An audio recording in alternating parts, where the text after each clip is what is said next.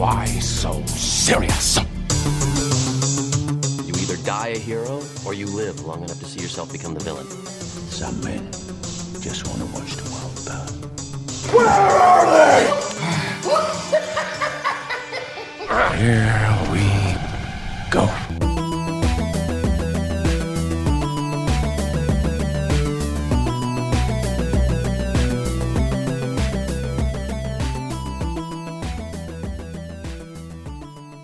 Hello. Hello, hello, hello. Braden Herrington here with Davie Portman for Up Next.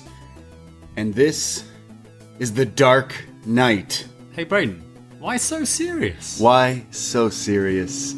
Well, you see, you either live long enough to be the hero or, die a villain. Live long enough to... Something like that. You're going to die and be a villain. Yeah. No, wait, yeah. You'll be Two-Face. Yeah, exactly.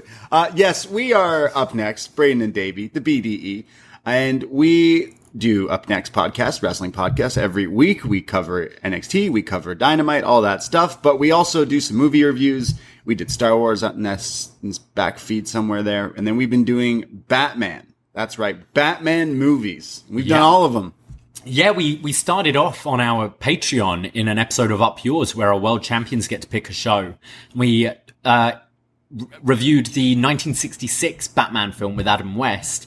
Kind of sparked the idea a little to maybe go back to the Batverse. And yeah, we've gone through the Tim Burton films, the Joel Schumacher films, one of the animated films, Mask of Phantasm. Yeah. And now we're in the midst of the Nolan trilogy, the Dark Knight trilogy. Last month we did Batman Begins, so go back and listen to that if you haven't heard that already. But now we're at the big one. Some people regard this not just one of the greatest superhero films of all time. That's right. But one of the greatest movies of all time. Yeah, I guess it's like Citizen Kane of comic books, of movies there. But definitely just to stand out as a movie as a whole and not in a comic book thing. It's a fantastic movie. I've seen it a million times. Yeah. Watched it again today and I was like, probably could recite half the movie just because when it came out, I was obsessed with it. Like we mentioned on a previous show, our living room, giant Heath Ledger mural in our living room. And we love the Bat universe, as you said, and superheroes and all that stuff. But the Nolan trilogy, and we reviewed Batman Begins, is like such a different take on, like, it started this whole, everything's dark and realistic and it makes sense almost in a weird, strange way. And It tries to be grounded in some sort of reality a bit more. And even though there's so many ridiculous things in it still. Yeah. I don't know, they seem to make the ridiculousness seem believable. For sure. Everything like makes sense. They try to give it reasoning and why this works and yada, yada, yada. And it's great. And I think this trilogy is a fantastic body of work. I love all of Nolan's work. And we have talked about Hans Zimmer. Zimmer, we blast him all the time. And now we get to listen to him. My favorite. Yeah, we've been playing the concert a few times, getting hyped for this film. Hans Zimmer live in Prague. Great performance. Oh, it's highly so recommend. Good. Highly recommend that. Put show. it on. Yeah. And if you live in Europe, he's just announced a whole European tour, and I highly recommend going. I'm tempted to. Well, I'm tempted to book a trip home at some point. Yeah. They're playing. I think they're playing the O2 Arena, the weekend after my mum's birthday. Is Johnny Marr going to be there? Probably. Johnny Marr guitar. I don't really care if Johnny Marr Guitar Man is there. What I do care about is my lead violinist and cellist going to be there. They're all going to be there. Tina Gao, I think. Yeah, we're big fans of Hans Zimmer and his whole catalog. Yeah. It's fantastic. We celebrate his whole catalog. Oh, yeah. So we're big fans of Hans, and he's a big part of this movie. I mentioned I recently watched the show called Soundbreaking, and Hans goes into like what goes into making specific sounds, meaning different things. And there's so many sounds and tones used in this movie that are like almost like give you like anxiety for parts that's supposed to do that. Like, 100%. it adds so much. It's like another character, another set in this movie, in this universe. And it's just fantastic. But yeah, Christopher Nolan did such great work with Batman Begins, and it kind of flew under the people's radar. But then people started talking about it like, actually, this was a cool Batman movie. It was realistic. And then the news comes out, they're making a sequel, and they're doing it with the Joker. That's the story. News breaks. Okay, the next Batman movie they're writing is going to be the Joker. Everyone's like, who are they going to cast as the Joker? And Hollywood went wild. I remember kids at school were like, "Did you hear they cast Michael Keaton as the Joker?" And I'm like, absolutely not. I don't know how old I was in 2008 or 2007 or whatever they were making this movie, but I was a young teenager. And I was like, nah, like obsessed with Batman. I was like, that is the terrible idea. And I don't think that will happen. And my friend to this day, he used to dye the Batman logo into the back of his fucking head. Really strange kid. Love you, Tim. And he was like, no, they're casting him. And I was like, no, that's terrible. They need to cast someone like that makes sense. And then they cast... I wouldn't mind a Michael Keaton Joker. He's a good No, actor. I like Michael Keaton and I love Beetlejuice, one of the best movies ever. But it's like I'd be interested. I think he's a good actor. in this universe, I don't think so. In this universe, in another one, maybe, but not like maybe in today's like the Batman Superman era or whatever that would have worked. But here, then they cast Heath Ledger, who's like been in some movies at the time. Brokeback Mountain. He was in A Knight's Tale. A Knight's Tale. What is the 10 Things I... Oh, was it right. 10 Things I Hate 10 Things About I You? Hate About You. Big movie, yeah, as well. So he's like, he's known, he's still kind of under the radar, but he's still like pretty popular, I guess, in some Known movies. as a bit of a heartthrob Yeah. as well. So not necessarily who you'd expect to play the Joker. Yeah, so that like broke news, and of course that's one of the biggest casting things that I can remember growing up, with the Joker being cast Heath Ledger, and you're like, everyone's like, wow, why did they do that? That's awful. That sounds terrible. This like, you know, teen heartthrob actor gonna be the Joker? Like, this guy's supposed to be maniacal and a psycho. Why are they doing this? That's the first time it was like people the love a fucking backlash. People It was the aren't first going backlash like, I hey, can remember. this job is he pretends to be other people, Yeah, so yeah. maybe let him like try and pretend and be this guy. But I as a kid, I loved A Knight's Tale, and I loved 10 Things I Hate About You. Knight's Tale is so shit. It's so bad, but it's like bad in a good way, I guess. But 10 Things I Hate About You like was pretty awesome. And there's one about the skateboarding as well, something dogs, something. But so I Lords of Dogtown? yeah, Lords of Right. Dogtown. Yeah, it was cool. I had it on my PSP, if you remember what that was. So when he got cast, people gave it shit, and I was just like, yeah, I bet it'll be kind of cool. Why? That's what you want to see, is like people take on new things. You don't want to see. I didn't want to see Michael Keaton. I'd rather see like a new up and coming actor. Risks. Yeah, exactly. Risks, and sometimes they pay off, which they did for the movie. Maybe not so much for Heath Ledger, because during the filming, they filmed this movie and news breaks that he dies. Heath Ledger passes away. Yeah, it was actually, I'm looking it up, it was my dad's birthday. Oh, January 22nd, 2008. Wow. Yeah, I remember hearing the news. I remember my mum was picking me up and asked if I knew who Heath Ledger was. And I was like, yeah, he's done a few things, but he's just being cast in as the Joker in Batman, so I think he could be pretty big. And she's like, oh, well, I hadn't heard of him, but he just died. Apparently, it's all over the news. And Yeah. you're like, oh, wow, okay. And it definitely, I think there was a lot of, why Heath Ledger?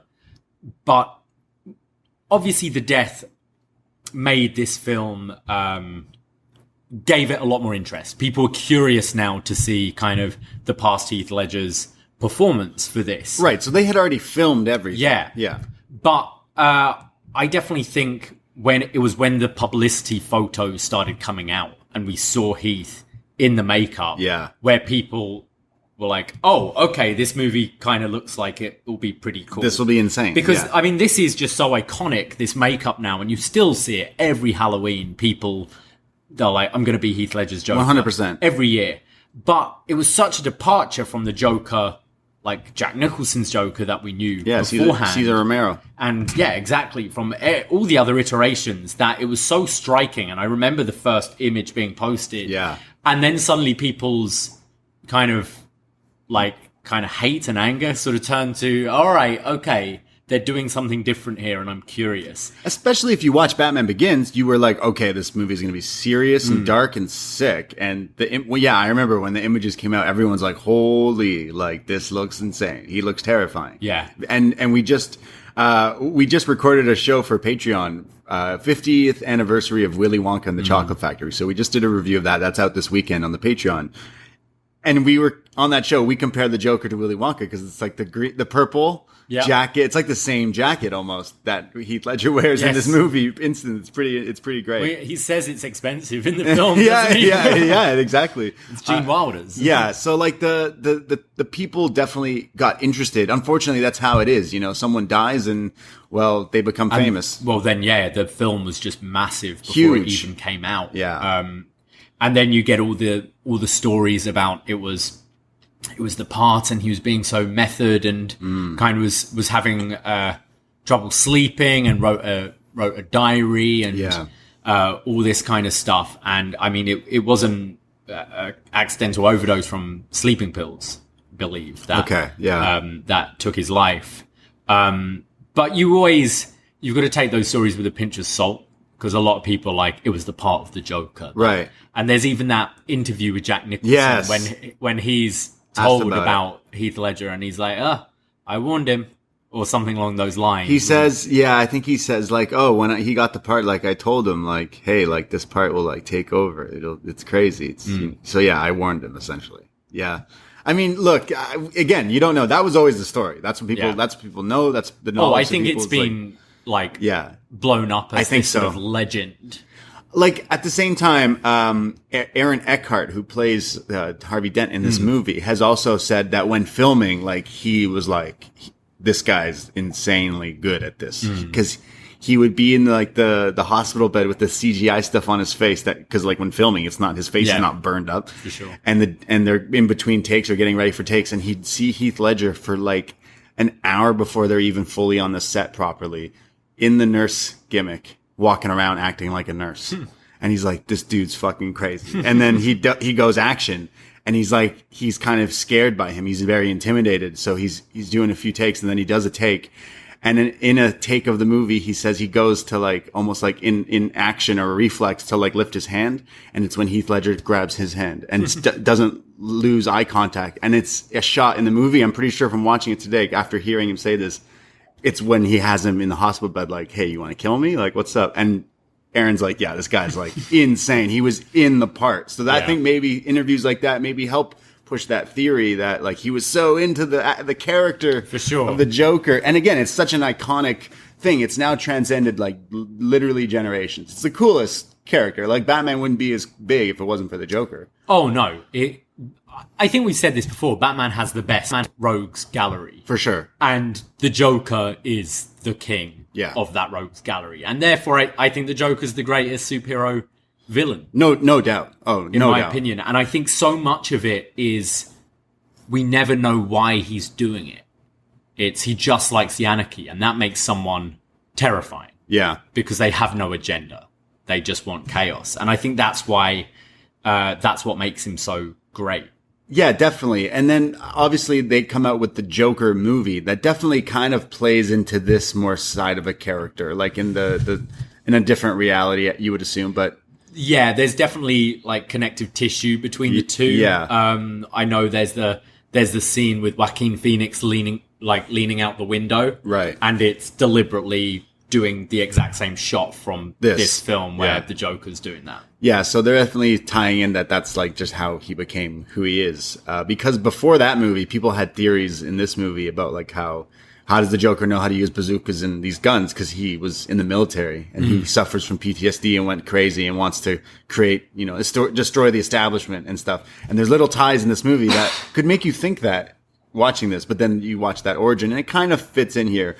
Both Heath Ledger and Joaquin Phoenix won Oscars for portraying this character, which is crazy. But yeah, obviously I'd say this one, is still the one, that's more costumized, but I mean, the new one has only been out for a few years, so. Yeah, and I am genuinely curious to see how they would approach Joker 2. Yeah. Because I think the first one feels like such a character study that it didn't feel like a superhero film at all. And to do a sequel to that would be very interesting. And I really hope it is the character study of this guy after he's there's no turning back now. Right. He's suffering from this mental illness and he's now killed a fuckload of people and there's literally no turning back. And I think it would be very interesting. I don't want to see, and I don't think they will, but I don't want to see Joaquin Phoenix just now as the kooky Joker. Cuckoo bananas. But that can be the final one, which I think we've theorized on the show before. You should do 2 Pattinson Batman films, 2 Joker films, and then have them finally meet. Yeah, and a big Batman Joker movie. Exactly. That they can set up and build towards, because it'll do great if they do it that way. I was a big fan of Joker. I thought it was really good. It just didn't, you're right, it didn't feel like such a comic book movie. My favorite comic books are the ones that involve Joker. The only ones I still kept from being a kid are all the ones that involve Joker. Killing Joke, I think, is one of the greatest comic books, graphic novels, all time. Joker. Read it if you haven't. It's great. And I feel like this movie doesn't take too much from it, because that Joker's still like the smiley kind of guy, but it's still the grittiness and darkness, and whatever Nolan comes up with for these movies, it worked so well, and I love it. And in the comics, Batman's a detective, and that's what he pretty much is. He's a vigilante detective in these things that dresses up like a bat. And, yes. And it's great. But yeah, like you mentioned, Heath Ledger dies, and then this movie gets this like buzz and press because everyone wants to go see the movie after the guy's dead. That's just how it works. Like if a guy's coming out with an album and he dies, that album is going number 1, 5-time platinum. That's how it is. That's how the world works, unfortunately. Kurt Cobain was sick. People loved him. He dies. He's a worldwide phenomenon, legend forever. That's just, unfortunately, that's how we work as society.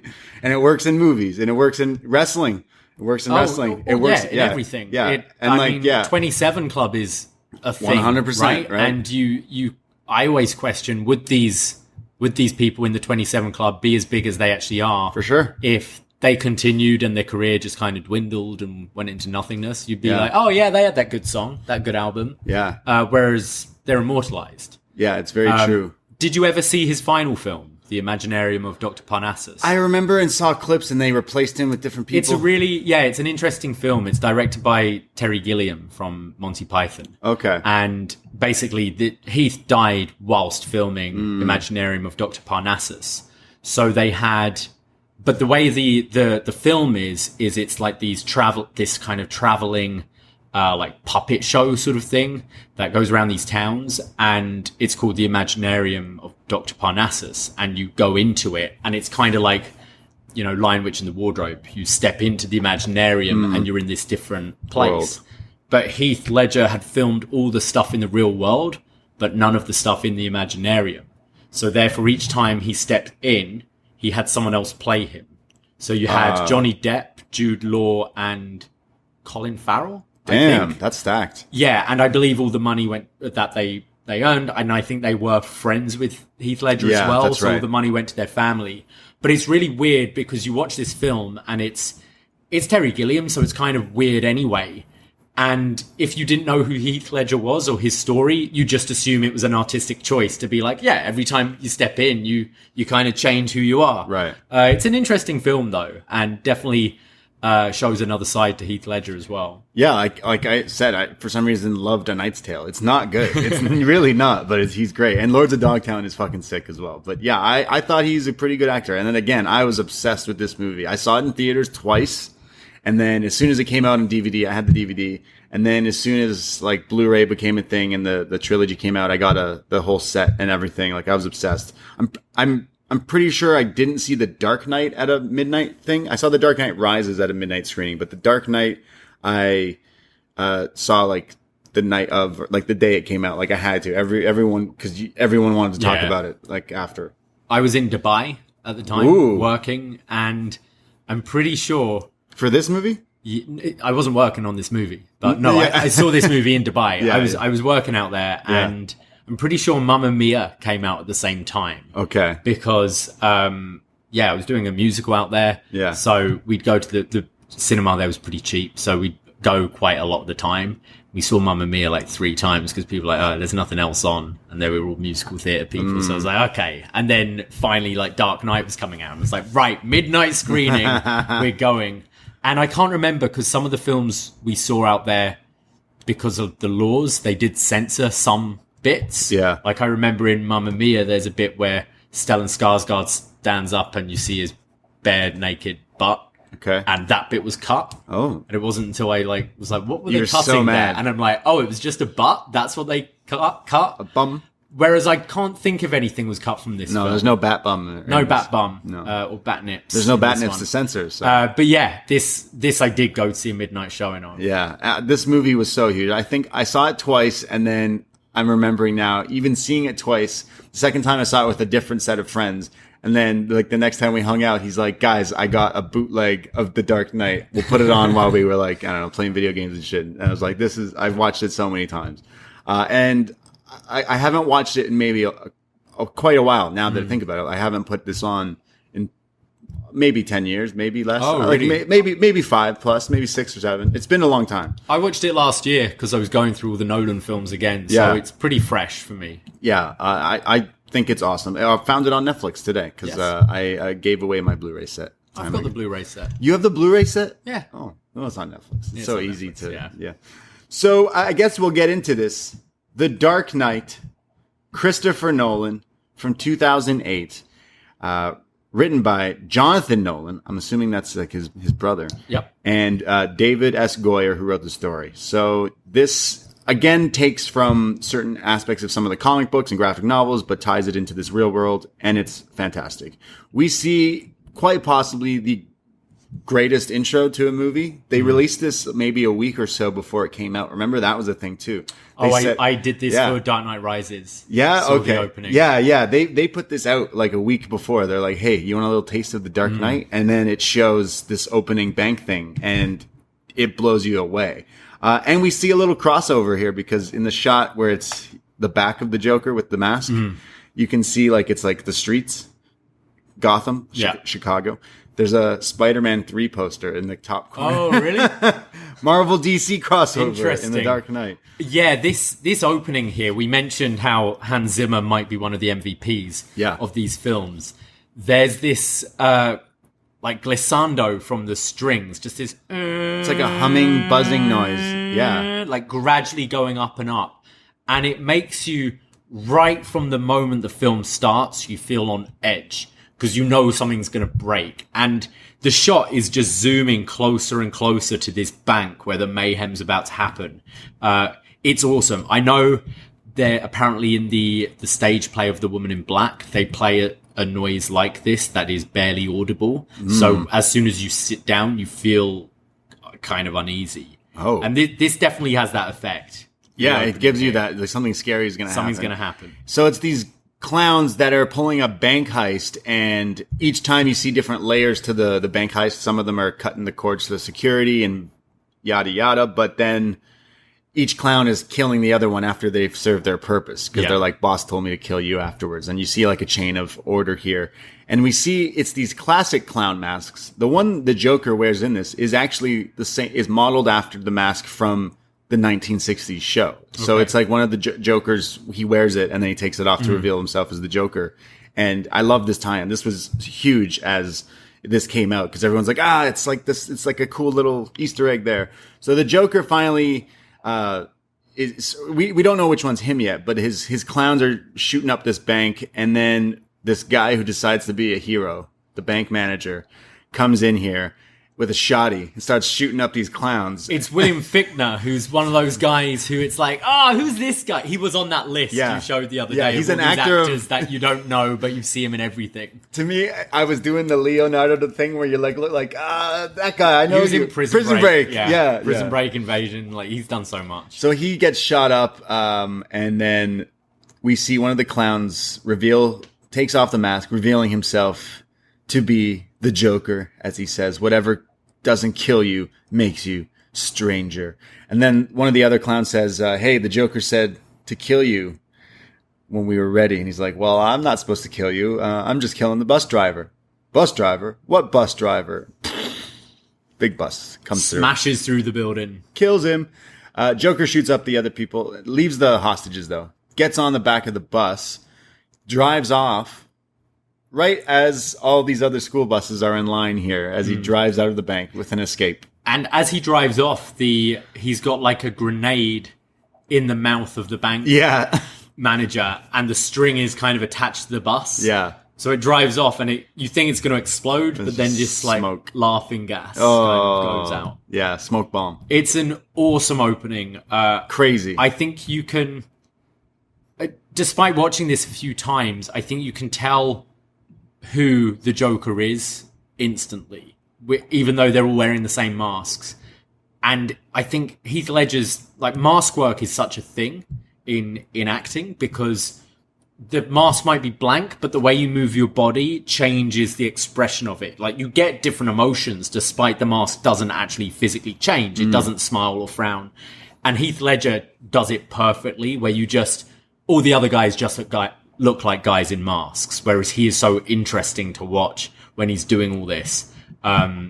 Great reveal. And it tells you what's going on, like, as the viewer, because it's like each guy's killing each other because they're listening to what they were told to get a bigger cut. So the Joker's just using the, like... They're all taking each other, doing all his work for him. And he's using, like humanity. We always are selfish. Like, he wants you to kill each other so that he'll just eventually kill you and take everything. So it's like he's such ahead of the game. I love how he shoots the guy as well. He's got, like, a pretty big, like, kind of machine gun kind of thing. Shotgun thing. And he just sort of swings it behind his back, so blasé and throwaway, and not kind of pretty at all. It's just everything's so casual to him. That's definitely something that reminds me of the comics or the cartoon. It's like he was always like dancing around almost. Here he's not necessarily dancing, but you're right. Look how he was like floating around shooting people. It's great. I'm pretty sure he modeled his Joker on a bear, like a polar bear. Okay. Sorry, not a panda. Because look bear. at the way he walks throughout the whole thing, like the way he shoots. It's the big kind of gangly arms sort of bounding around. Yeah, that makes sense. And then even right down to the makeup, like the black circle eyes and the white which face. apparently he created. Which would make sense, because I'm pretty sure he did a lot of animal work for this part. Yeah, that makes a lot of sense then, because apparently it was like he came up with the idea to look that way, and they were like, absolutely, and like they tweaked it and did all this stuff. But yeah, that does kind of fit the way he walks. Definitely is something he was going after.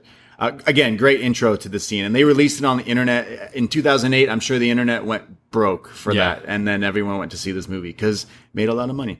So we cut to Gordon.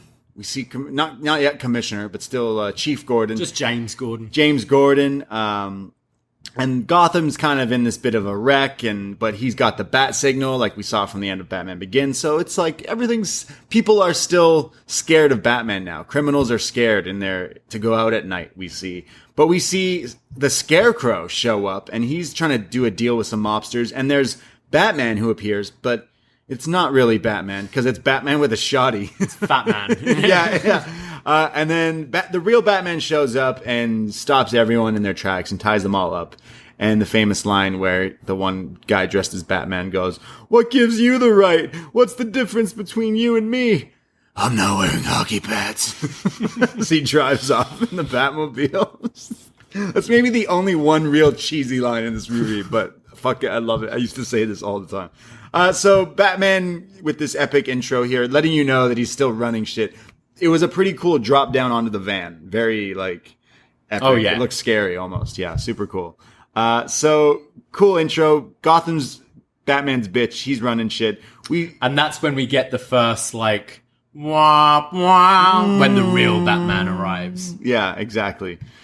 We see Alfred and Bruce.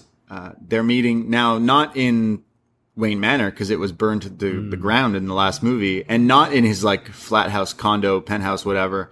So Alfred goes to this remote location that's secret underground. It looks like Rebel or some club.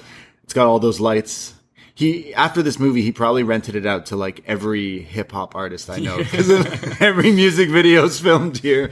Bruce got this new Batcave, like half cave here, and he's stitching himself up. And Alfred's like, "What are those from?" And he's like, "Oh, those, they were dogs. They had dogs bit me. Dogs. It was a big dog." Okay, Alfred, it was a big dog.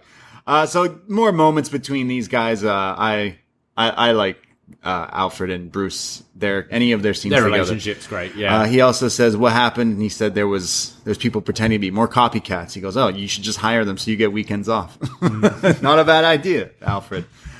We see Rachel Dawes now no longer played by Katie Looking Holmes. a little different, Yeah, she got a little face change or something. Yeah.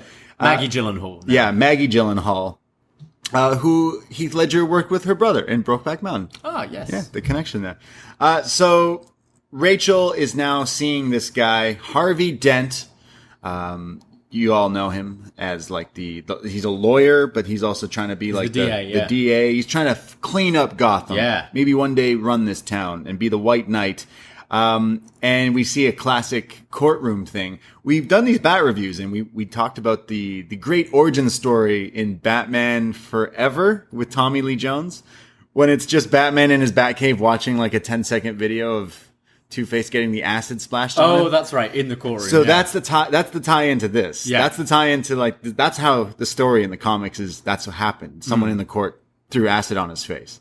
That was the great origin story in Batman Forever. Here, Harvey's trying to make someone testify against the mob bosses, and the guy pulls out a gun, but it jams. It doesn't click. So Harvey grabs it, nails him in the face, unloads the gun, and says, if you're going to try to kill someone, you best buy American. Harvey Dent is Cody Rhodes. Yeah, it's pretty badass, isn't it? Someone tries to assassinate him, and he just disarms him and then continues his speech. Everyone claps. It's like, but that's also such a thing in like courtrooms, is the showmanship, because you're trying to like win over the jury, right? And it's like if you can win them over with your like charm and your fucking getting like stopping being assassinated, like it's pretty cool. Yeah, it's true. So Harvey meets Gordon and he's like, hey, you got a lot of dirty cops and all these cops are doing a lot of dirty things. What was the name you had for me, Gordon? I heard they had a name for me. And he's like, I don't know what the name was. We'll figure what that is later. We see Wayne Enterprise has this big shareholders meeting and Bruce is just asleep because he's tired. And we meet this guy, Mr. Reese, who he's acting a little sus. He's acting a little suspicious. A little suspicious, this Mr. Reese. He's bugging Mr. Fox, Lucius Fox, Morgan Freeman. He's like, hey, I noticed some things are looking a little iffy. And he's like, just look at him again. You're overthinking it. Don't worry about a thing. A little suspicious, this Mr. Reese. Well, we see Mr. Wayne shows up at a restaurant that just so happens Rachel's there with Harvey on a date that he says it took 3 weeks to get a reservation. I like the line just before he goes where he says that he needs a new suit to Alfred. Right, sorry, And Alfred goes, yeah, I agree. 3 buttons is a little 90s. Talking about this suit he's going to wear to this event. So he does get some new gear from Lucius Fox, and including some things like these things that shoot out batarangs out of his forearm. Some crazy gear. He also makes the great line in this movie where he's like, hey, I need an upgrade of the suit. And he's like, yeah, what do you have in mind? And he's like, I just want to be able to turn my head. And then it just gave me flashbacks of Michael Keaton every time he wanted to talk to someone. This is a podcast, but you can see us moving our whole body to look at something instead of moving your fucking head. It's true, though. It's like, it's such a simple thing. It's like, yeah, can I just be able to move my head? Yeah. It's like whenever there's a new phone that comes out, I'm like, that's cool. But can the battery just last a day? Yeah. Please. That's all I want. I just want to turn my head. The phone already does everything. Like, yeah, I just want to turn my head. Because of that will affect the spat scores later today with the suit. Because now how many movies did it take for this guy to be able to turn his fucking head? Just great. He shows up to the restaurant with Rachel and Harvey, and he's with Natasha. Rachel says, "Oh, you look familiar." Yes, I'm in the ballet, the Russian ballet. And Harvey and Rachel are going tomorrow, they said. And this is where we get the line from Harvey, you either... you die a hero or live long enough to see yourself become the villain. Yes, that's it. It's a fantastic line. I absolutely love it. Many times people have referenced it, changed it up, all sorts of stuff. Love it. And quite clear foreshadowing. Yeah, definitely. But also a good thing to remember. You could become the villain. Exactly. So... Bruce says he's going to eventually throw him a fundraiser because he wants to support him, and Gotham needs people like him. And this is pretty much the only scene where we see Bruce as the playboy. He's definitely kind of... Oh, there's another. He's definitely kind of swinging his dick around in this scene. And yeah. There's a lot of kind of... he's super nice to Harvey, but it's definitely like he's like, oh, come and join you. Oh, I don't know if you can pull tables together. I own this place. Yeah, move these things. Yeah, you can move the tables. I own this place. Please put the tables together. And they're like, yeah, sure. Because in the last movie, they're like, oh, sir, you can't play in the waterfall in this hotel bar. He's like, I'm buying it. Thanks. Yeah. I can do whatever I want. So we see this mob meeting. And this mastermind Lau, who is like on a monitor saying like, hey, the cops are onto us. They're sniffing our trail. We better hide all the money. I'll take it and put it in my own like account and I'll run with it. And therefore they can't extradite me from China if I'm not here. If I'm in like a different place, like they can't get me. So your money's safe with me. In walks the Joker, though. Here we hear the maniacal laugh as we get our first like we get the introduction earlier, but here's a real like welcome to the character. He starts with a really weird laugh. He's like, hoo, hoo, hoo, hoo, ha, ha, ha, he, he, ha, ha, ho. So they're in like the back of a like deli, like in the refrigerator, like a meat room somewhere for their meeting. And the Joker instantly walks in. And all these guys are like, let's kill this guy. So one of the guys sends his boys to kill him. And the magic trick, the Joker shows everyone where he puts the pencil standing forward and then slams the guy's head through it to make the pencil disappear. What? Yeah, very terrifying. And he basically says he's got an offer to all these people. He's the one who stole their money from that bank in the beginning of the movie. He's the one who did it, but he's got a plan. I'll take half of all the earnings and I'll kill the Batman because that's the plan. It's simple. We kill the Batman and all your problems like will go away. Because of this, you had to do all this because of the Batman. And they're like, oh, if it's something, if it's something you want to kill the Batman, why don't you just do it yourself? Like, why don't you just do it? Well, if you're good at something, never do it for free.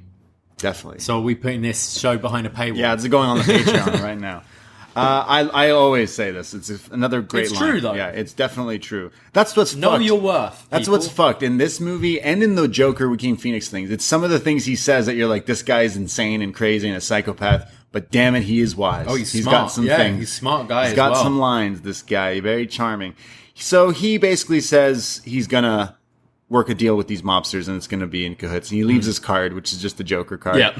But one of the gang guys says, I'm putting a hit on this guy, 500,000 for his dead body and $1 million if you bring him to me alive. I want to kill this clown. And then the Joker walks out with these grenades like, don't come near me or I'll blow everyone up. Like, just a psycho. This is the scene as well where they mention like, oh, this lunatic in a cheap suit. And he's like, hey, this suit's expensive. Yeah, I bought it with the money. Your money. And then that's when they want to kill him. Yeah, I bought it with your money. You bought it.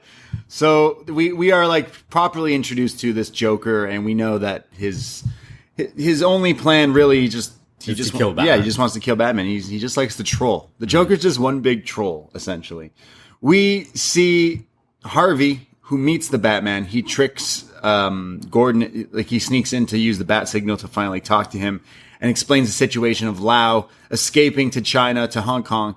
And he's like, hey, like, what are we going to do about this? So Batman's like, well, if I get him, what are we going to do? Well, if we get him, I'll make him sing. And Batman does the thing where he disappears. Yeah.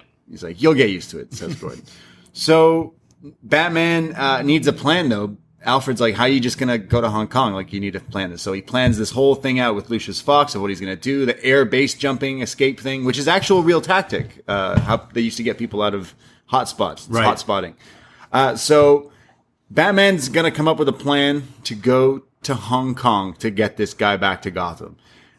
So Bruce needs an alibi, so he escapes with the entire ballet on a yacht. On the night that Rachel and Harvey are going to go to it. So they get to the ballet and there's just a poster up in the window being like, with cancel today. The newspaper headline with billionaire runs off with entire ballet cast of these women. What a move. Yeah, exactly. So then it cuts to him and he's on this yacht. I'd love to be able to do that one day.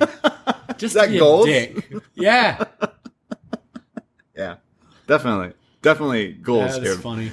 So Bruce is now just chilling on a yacht with these wonderful ballet dancers in bikinis, and he's there with Alfred. But he's got a secret plane that comes and picks him up, and he explains to Alfred that your job is to keep these girls entertained for the next few days while he goes off and does his bat business. So Alfred's like, God damn it. What a hard life I have. Yeah. He does make a joke like, if they want me to put on their sunscreen, they have another thing coming. I'm not fucking doing it. I think this is pretty nice for Alfred compared to some of these other films. Like, Yeah. I mean, this is lovely. well, earlier in the movie, he's like, oh, where's Bruce? He's not here. Okay, well, I gotta go to the other place. Okay, well, he's not here. Okay, well, maybe he's in this dingy secret lair that I gotta, like, go through secret. And then in the next one, Bruce is a fucking misery. So yeah, I wouldn't mind being on a cruise with a load of ballet? ballerinas. Yeah, the Russian ballet. Yeah. It sounds pretty nice. They actually sound awful. The Russian ballet? Just yeah, ballerinas, Russian ballerinas. Yeah, I bet they're pretty demanding. Oh, Alfred's gonna check them, though. Alfred's gonna put them in line. He'll sass them. Yeah, he definitely will. So Bruce goes to fly off to Hong Kong. We see the Joker and the gang member who put the bounty on him, and he shows up, and it was all a ploy, fake body bag, but he comes alive. Does the "you want to know how I got these scars" line, and talks about his daddy was a drinker and his daddy was a fiend. Wonder who his dad was. And he says, why so serious? Let's put a smile on that face. And this is one of the nasty kills, definitely. For a comic book movie, imagine taking your kid to see the new Batman movie and your kid's like, yo, this guy just put a knife in this guy's head, in through his mouth, and to Chelsea kill him. smile, yeah. Yeah, I don't like that. This is gross. This is it is terrifying. So he kills this guy, and then his boys, his henchmen, are there. And in another nasty manner, he breaks a pool cue in two to reveal like two jagged edges of each side. Throws them to the ground and says, we're hiring, but unfortunately we can only have room for one. So these are going to be tryouts and basically going to force these friends, coworkers to now kill each other to work with the Joker. Insane. This guy is insane. Yeah. What a villain. Scary dude. Love it. What a psycho. Love that shit. So we see Fox goes to Hong Kong as well because the deal with Lau didn't work out for Wayne Enterprise. And basically it's all a ploy to drop a cell phone inside the building when you're not supposed to and all this stuff. And Lau is like, you could have just called me to say you don't want to deal with me. Why did you fucking fly? Yeah, way. you idiot. Like, he's pissed off and like walks off. But realistically, that's when Lau should realize, like, if this guy's like, obviously you don't know the tie-in yet, but as soon as Batman shows up in a few seconds, he should be like, interesting. That was weird. Yeah. So yeah, Fox takes in two cell phones. So he leaves one with the security because you're meant to check them. Yeah. And then on the way out, he's got a second one. He's got a second one, so he shows it. He's like, no, I've got mine. Two phones. So he's leaving it there to kind of track him. Bat phone. So he's got this like sonar device that's like a bat sonar, huh? And this is how Bruce is able to like track where these guys are in the building. And then in a crazy scene, I think this is just spectacular. Definitely filmed in like the IMAX cameras and stuff for this. Oh, yeah. Is when Bruce / Batman in Hong Kong is like base jumping at night, like off these buildings. Insane. The stunts in this movie are crazy. This one has nothing to do with like the Joker and the main story of the movie, but these shots are incredible. Oh, it looks great. This is nuts. And the music here, Hans went hard. He didn't even need to for this. He's like, this is too sick. And he's wilding because it's crazy. This is nuts. So he flies in and he's base jumping and he flies in and then does this epic scene where he's beating up all the henchmen, breaking glass and all sorts of stuff. The suit is modified as well because he like was like flying like an actual bat. And then he unclips it to like be more And he can ninja. kind of see where they all are through like sonar stuff. As Fox was like sonar, like a submarine. Yes, because he doesn't want to reveal it. He still knows who he is. So Batman scoops up Lau in the hot spotting trick with that ghetto plane, flies away, and brings him back to Gotham and lays him out for the police. So he does a good deed. Yeah, this is a great scene, but there's so many awesome scenes in this movie that you kind of forget about this one. Yeah, exactly. But it's a really impressive, just the height of these buildings that Batman is jumping out off of and through the windows of and stuff. It's really cool. So Lau sings just like Dent thought he would, but then they decide to do Rico, which can charge all the criminals like as one and stuff. So they're putting all these criminals behind bars, and Dent is seen as this white knight. But you see so ever so slightly there's a Joker card in like the folder of the judge, and she kind of just like, what is this, and throws it aside, but she touches it. So it's kind of like a symbol that, well, she might be getting it pretty soon. We see a fake Batman's dead body show up in a scare that still scares me when I watch this movie. When it just slams against the window. It's like this mayor who's just looking out. He's like, we're going to clean up this. And then you just hear like the smack and the face and the dead body of this fake Batman dressed as the Joker at the same time. It's terrifying. So they reveal, it says, will the real Batman please stand up? So obviously the Joker's insane because he was a huge Eminem fan writing this on the card here. So Bruce sees the news, and now the Joker has sent in this like... It's like a terrorist video, like a personal video recording where he's torturing Brian, the Batman. He's really scary here. Yeah, terrifying. This is one of the moments where he really flips it, because he's doing the whole like, ooh, and then suddenly he'll get really angry and get down there, and it's like, it's shocking because we haven't heard him really use that voice, and it's when he gets right into the camera. And I mean, especially kind of early 2000s, like we've all seen these kind of terrorist videos that have been released, and around 2008, like a lot were happening around then. So seeing something like this, it's blurring reality with the fantastical world of the Joker. Exactly. Making this realistic guy who's a psychopath is almost not even borderline. He's a terrorist, essentially. Like, he's doing these terrible things. And this was just Heath Ledger actually filming this. Like, this was him doing the handheld thing and just acting this out. And he's so scary. And it's updating it, because I remember in the comics, he'd quite often have, like, things on TV where the Joker would take over, but it would be more cartoony, like hacking the TV, whereas this was very much more... Realistic. The guy's a psycho, so he's going to send it into the news stations because he knows they'll play it. Yeah. So it's like his whole, like, it's definitely pretty meta, but it's very, very scary. And I love the acting when he's, look at me. He's so scary. I love it. And Bruce is even, like Christian Bale as Bruce here is like, whoa, this guy's, this is not just some bank robber I'm dealing with anymore. Holy shit. Cause earlier I kind of didn't mention, he kind of blows off the fact about the Joker. He's like, I don't care about some bank robber. I'm caring about the mob. We need to put the mob away. And then after he sees this, he's like, right, okay. So he starts using face scanning apps and stuff, to try to figure out who this guy is. Cause he's a little shook. So the Joker ends this with, hey, Batman, I'm after you. I don't like what you're doing. So you better turn yourself in. And every day that you don't, someone will die. That's a damn big threat. So the world is in panic because the Joker's going to kill some people. Yeah, he is. Unless Batman reveals himself. Will he do it? So there's a party, the fundraiser for Harvey Dent in Bruce's like penthouse suite here, and Bruce is late. But then he shows up in a helicopter, landing on the helicopter pad balcony that he has, with the true Ric Flair fashion. Lady on each arm, walking in, hey, sorry I'm late. Ooh, hey, ho, hey. And walks in, and he's like, hey, Rachel, hey, Harvey, what's going on? He says that everyone needs to, be on Harvey's side, and he's the White Knight. And Rachel's like, you're being a dick. He's like, no, I truly like want to help him, and it has nothing to do with that you're with him now. Like, but basically still trying to like, hey, but like, remember that deal when we said we were 40, we would... Yeah, it's one of those things for sure. Like, Rachel is his girl. Yeah. And he still likes Rachel. Of course. And you always want to hate the new boyfriend. Of course. The new fella.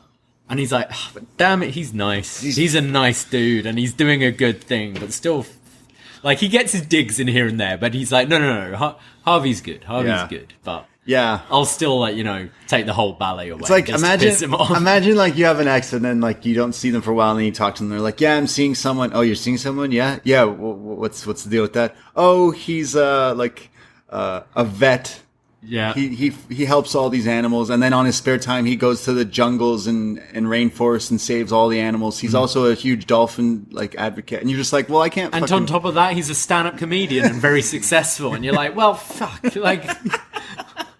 or a musician or something as well, and you're like, well, I've got a wrestling podcast. Yeah, I got BDE. So. Just need a helicopter, don't I? You do. Sorry, you do. You do. Because then you can just show up like Ric Flair. But Bruce kind of shows up behind Harvey at one point here and puts him in a chokehold. And Rachel's like, what's going on? He's like, just trust me. Because the elevator shows up and it's the Joker and his crew of clowns. So Bruce kind of clearly saw this coming and hid Harvey because that's clearly what the Joker was after as well. Because Joker made it clear of who's his next victims and stuff in weird, twisted ways. So the Joker's at the party, and he says, good evening, ladies and gentlemen. We are tonight's entertainment. And then he does his whole story about how he got these scars, but this time with Rachel. But this story is a bit more in-depth. He changes it every time. Yeah. So you therefore, at the end of the film, never know anything. You don't know if he was abused by his dad or... I can't quite remember. So what one he's saying this here. this one's even more scary. This one's even more twisted. It's like, so the last time he's like, yeah, my dad was a drinker and scary and stuff. But this one he's like, my wife got into gambling and drinking, and these loan sharks cut her up and beat her up that she had these scars on her face, and she wouldn't go outside, and I wanted to be like her and make her feel better, so I put a razor blade in my mouth. It went like this, and then does his whole thing with the mouth. He does so many mouth things. He's always licking his lips. Yeah, he's doing everything. His tongue out. And because the makeup looks like he's got these scars on the sides of his face, so he explains here that he just basically gargled with razors in his mouth, swished razors in his mouth, and then she couldn't stand the sight of me, so she leaves me. But I see the funny side. Now I'm always smiling. So he's pretty twisted. And then he's about to do it to her. He's about to put the knife in her mouth, and she steps on his foot, or she kicks him in the dick. And then he says, oh, you got a lot of fight in you. I like that. Well, you're going to love me. As he shows up, Batman starts fighting the Joker. This scene really stands out for me. This is kind of mixing the... kind of that moment with the Joker, Jack Nicholson's Joker, where he's... I'm trying to think where he is. Doesn't he... There's a party and stuff, and he's all got his men show up, and he's having fun. It's very much that. It's very much the Joker of the comics here, but with this new twisted version. I love how he's just eating shrimp off of guests' plates. Doesn't drink. He grabs some champagne and throws it and then drinks the empty glass. Yeah, you know what's interesting? This whole movie... Bruce, Batman, and Joker are obviously at ends and trying to get each other and all that, but they're the opposite ends. But then they're also doing the similar things. And I noticed that with the drink, because right before Joker shows up, Bruce does it. He makes this toast to Harvey and then walks over to the balcony by himself when no one's seeing, and he doesn't drink. He throws it away. And then the Joker shows up and does the exact same thing. Didn't see that happen, but does it too. So it's every little thing that Batman's doing, the Joker's... And it's, I guess, because he wants to stay sharp. Or he did bring up his dad being a drinker. It's such a little detail, which I don't think he got caught up in the moment and the drink just fell out of his glass and he was actually meant to have a sip. Yeah. Everything feels so detailed with his performance. Apparently, when they first come out of the elevator, this is the first scene Michael Caine, I think maybe the only, Michael Caine got to do with Heath Ledger, especially all up in the makeup and everything. And he was so scared. And I think the first shot is his reaction, oh, damn, all right. And he was supposed to have a line, and they didn't even they were like, actually, no, you're good. You don't need to say anything. He bottled it. Yeah, he was just like, that looks scary. Interesting. So the Joker throws Rachel. Well, Batman says, let her go. Poor choice of words. He chases her. I don't know how realistically this would have happened. Yeah, gravity doesn't work like this. Yeah, because she falls down first and is sliding for a good 2 seconds before Batman jumps out to go get her. Slides down, but manages to catch her. And then they fall from a pretty far height onto a back of a cab, and he's like, "You good?" And she's like, "Oh, they're very high up." Yeah. I know he's got bat gear and protective gear, so I'm gonna assume he's got something that does. Yeah, he's just protecting her. Yeah, I imagine. But this would shatter your knees and your ankles, and Yeah. everything. So but he's Batman, and Lucius Fox is good at his job. So this is true. So the Joker escapes because he didn't get Harvey Dent, he didn't get Rachel Dawes, he didn't get Bruce, he didn't get anyone. He got some shrimp. Yeah, I mean, it looked good. Yeah. So this is where Bruce now is with Alfred in their new Bat Lair, and Bruce is just like, what is going on with this Joker? Why is this guy so insane? Like, what's his deal? What's his problem? I can't figure it out. And Alfred lays some fucking knowledge down here in my promo of the movie. I fucking love this. Alfred tells him a story of when he was in Burma years ago, working for the government, tribal leaders, and all these precious stones, and mentions that someone was stealing these precious jewels and stones. And then everyone went looking through the jungles and stuff, and no one could ever find these stones. This bandit would take off, and weren't sure because it's like he wasn't trading them. Where were they going? Until months later, saw a child playing with a ruby the size of a tangerine. Turns out the bandit had been throwing them away. Some men just want to watch the world burn. Bruce is like, Mike got a point there. Thanks, Alfred. Yeah. Great. Bars, as the kids say. This is facts. Yeah, which makes it, as the world's greatest detective, how do you like profile someone with no motive, who just wants to watch the whole world burn? Yeah, I love Michael Caine here. Absolutely love him. He kills it with this speech, this promo here. He should have been nominated just for this promo alone. The ruby the size of tangerines. You could like almost visualize what he's saying. It's insane. He's a fantastic actor, but I love him in this movie. And it's this specific scene that I always think of. He's Christopher Nolan's lucky charm for a reason. I guess so. And because that is always written a really nice scene in pretty much every movie. It's so good. With Nolan. Yeah, and we've been going through these Batman movies. We've been going through like the Alfred stuff, and it's like, yeah, like the other Alfred was great in the other movies, but the connections that this guy has he's such a good actor, Michael Caine. Wow. So Bruce is now like, well, I'm screwed. We see Mr. Reese asking Mr. Fox. He's digging and snooping into the files and says, I looked into some files, and it turns out we own some sections that were plucked, and I went into like the archives and I found these. And he shows all the Batman's gear, like the Bat car, the Batmobile, everything. And he says, I want to make a deal. I want $10 million a year for the rest of my life, or I talk.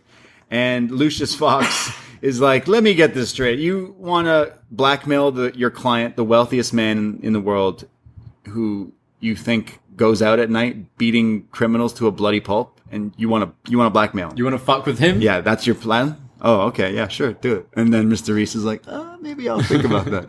I love this as well. Lucius Fox's lines in every film, he's so quick and he's so witty. And is always, it's like the whole, didn't you get the memo? Yeah. Thing. It's like, oh, you think your client's Batman and you're going to mess with him? Yeah. Okay. I just watched a movie with him and Jack Nicholson, The Bucket List. It's so like shit, but so like charming as well. It feels like such an old people movie, but it was interesting it's both Morgan Freeman and the other Joker, Jack Nicholson. What was the film? It's not good. Morgan Freeman and a bunch of other old actors. And it was like The Hangover, but like with older guys. I didn't see that. That's the one I played. I'm gonna watch it now. Morgan Freeman's a bit of a lad. I mean, he played I bet God. him and Tom Phillips would get along. That's what I'm saying. Shawshank.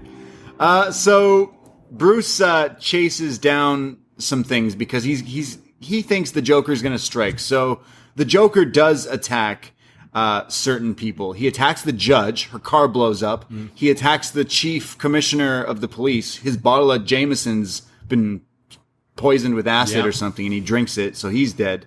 So there's a funeral procession, and Bruce believes he's got to try to save something. So he drives in his motorcycle, and it's this whole setup that's like intricate and super meta that the Joker has set up here, only to reveal that the Joker himself is plain clothed. It's Heath Ledger's face with like scars as the makeup here. Terrifying. Yeah, this is a underrated Joker look. Yeah. Him in the military Terrifying. gear. I'm just looking at the picture again here, and yeah, it's the only time you really see. There's still just like the stains of the makeup on his face as well. Terrifying. Yeah, another thing the Joker always has, like, you could see the paint on his fingers. It's like he didn't just burn his face. It's just the guy who's putting on this mask, right? It's not like the other movie where it's like, oh, my face is burned. Oh no, it's he's applying this makeup, this war paint they call it. Exactly. So this parade, it's all chaos, and not Commissioner, because he's not Commissioner yet. Just Jim. Jim Gordon takes the bullet for the mayor, but gets shot in the process. Jim gets shot up. Rip Jim, or so we think. So, Batman's furious at this because the police have to tell his family that he's died, he's been shot, and they're heartbroken, his wife and kids. And Batman goes to pay his respects, and the wife is like, "It's all your fault, Batman." Batman goes to a club to drink away his sorrows. No, he goes to the club. This is great. You see Eric Roberts, the mob guy. Maroney. Yeah, Eric Roberts is fucking great. Ever since I saw him in that Enrique Iglesias Hero music video. Isn't he the bad guy? What did we review Eric Roberts in? Like 8 other movies, dude. He's in everything. We've had this conversation about Eric Roberts before. Like, he's the GOAT. No matter what you say, he was in this movie. He's the GOAT. He's great. Was he in Batman Begins as well? I feel like he was, yeah. Maybe, yeah. Yeah. But yeah, he's got one of the lines of the film here, I think. Yeah, what does he say? It's he's on a date at a club. He's with one of these girls, and she goes, "Can we go somewhere quieter? I can't hear each other talk." And he turns around and goes, "What makes you think I want to hear you talk?" As Batman's fighting people in the club. It's pretty awesome. As he walks over and grabs him, and he's like, "Yeah, we need to talk." He's got so many things in production. Yeah, he's in a lot of things. He doesn't say no, I don't think. Like, look, this is everything that hasn't come out yet that he's filmed. Wow. Yeah, that's insane. That's like longer than other people's whole IMDb's. That's nuts. Yeah. 627 credits. This guy will do anything. He reminds me of Ric Flair too, actually. So Batman basically is threatening this guy, like, "Hey, I need you let this guy loose and give me what you know about the Joker." We see Harvey kidnaps one of the bad cops, one of Joker's henchmen, in which he thinks is like one of the culprits, but it turns out it's just like some guy that the Joker's like put in a cop uniform. It's like Arkham. It's someone from Arkham who has schizophrenia. And he's pretty scary, this guy as well. He's just like laughing and doesn't know what's going on. So Harvey flips the coin and says, "I'm gonna like shoot you if you don't tell me what's going on, because Jim died and like I need to know." But Batman shows up and says, "Yo, what are you doing, man? If people saw you doing this, like it'd be over. You can't be doing this. This guy's just an Arkham patient. It was a trick from the Joker. Stop. Put this down. What are you doing?" Harvey's like, all right, I'll listen to you. Yeah. First red flag. Yeah. That it's like, come on, you're this white knight. Like, this will ruin everything. There's a moment just before this with Rachel and Harvey, and Harvey tells Rachel, because she's the next person being targeted by the Joker, he tells her to go somewhere safe, so she picks the penthouse. But he asks her to marry him earlier in the film, and she doesn't give a reply. And even here, just before he goes, "I love you," and she just leaves. She doesn't say it back. Damn. So other little flags. Well, another red flag is we see her in the penthouse with Bruce, and they make out. So maybe that could give me a clue. She's all over the place. She's a mess in this. She needs to sort things out, which she doesn't. No. So she is like. That's why Bruce picks Harvey later. So she's still with Harvey. He asks her to marry him. She's like, "I'll think about it. Let me get a little 1-2 of Bruce again to see how I feel, and then I'll make my decision." Women, am I right? Come on, Rachel. So Batman's a little torn. He's got the thing going on with Rachel. She pretty much is like giving him hope again when she really is, I think, gonna side with Harvey. So it's really, she's kind of teasing Bruce, I think. Yeah. I think so. Yeah. He kind of feels there's something still there, and she's not completely finished it yet. Yeah, she's like, "If you want me, you can't be Batman." And he's like, but I'm trying to get Harvey to be the new Batman, so I don't have to do this. She's like, "Nah, you want to be Batman forever, and I ain't cool with that." Another great line from Bruce to Alfred as they share a moment. People are dying, Alfred. What would you have me do? Endure, Mr. Wayne. Endure. So he's got to turn himself in because Joker's just going to keep killing people if he doesn't turn himself in. So he's got this whole plan to do it. But Harvey Dent takes the fall and says, I'm Batman. So they arrest him. And I could believe it, actually. There's that moment with the ballerina at dinner where she like holds up a bit of paper over his eyes. Yeah. And he's like, maybe you are Batman. And he's got the jaw. Aaron Eckhart's got the jaw. Aaron Eckhart could be Batman. Like, Yeah. I'd buy it. But yeah, he's taking the credit. I'm Batman. Yeah, I'm Batman. I did it. Yeah, it's me. Well, they arrest him and they're going to take him into custody. And he's being escorted by like all sorts of police. But, of course, it's intercepted by the Joker, who's got his men in different cars. He's got a truck that was clearly like a toy factory thing that says laughter's the best medicine. But he wrote with an S in front of it, so it's slaughter is the best medicine. Little things like that throughout the whole movie of the Joker. It's so funny. So these cops are like, yo, we're being chased by these cars with these villains, these criminals. And they look, and the side of the truck opens up, and it's the Joker, who just pulls out a fucking rocket launcher. And the cop is like, is that a bazooka? And then the Joker shoots them with it. It's just insane. He trips up a helicopter at one point. Yeah. Some of the stuff in this is insane. So Batman shows up. They need backup and cue the Batmobile, the Tumbler. Epic chase scene in a Batman movie, of course. Batman shows up. He's trying to save the day. But when things get a little too narrow for Batman, he decides he doesn't need the whole tumbler right now. He pushes this button that drops the sides of the Batmobile. We've seen this in Batman Returns, kind of. Not as cool as this. Is way better. And all of a sudden, he's on the Bat-bike. So this he's kind of cornered as well here. Yeah. And the Batmobile's crashed. So Yeah. it looks like he's Done. fucked. And then you see the wheel at the front like start to move, and it's what's going on, and the sides like open up. Yeah. And he just comes out on this.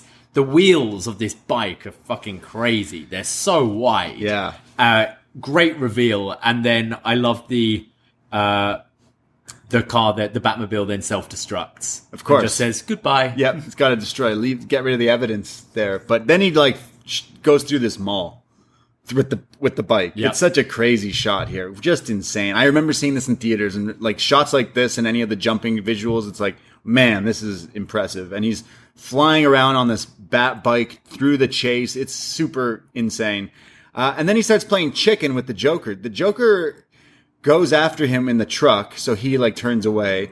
But then he trips up the truck. Again, another crazy shot with the truck flipping right over. Yeah, Christopher Nolan he tries to do everything practically. Yeah. And this was, I think, the biggest stunt in the film that they did was this truck flip. It's a whole truck. It's There huge were so semi. many things I remember on the DVD extras about Yeah. how they flip it, and it was like hydraulics and everything. Because this is a proper truck that they've gimmicked to flip. It's crazy. It's an awesome stunt. So the Joker gets out of it, and he's laughing. He's like, I survived. Cool.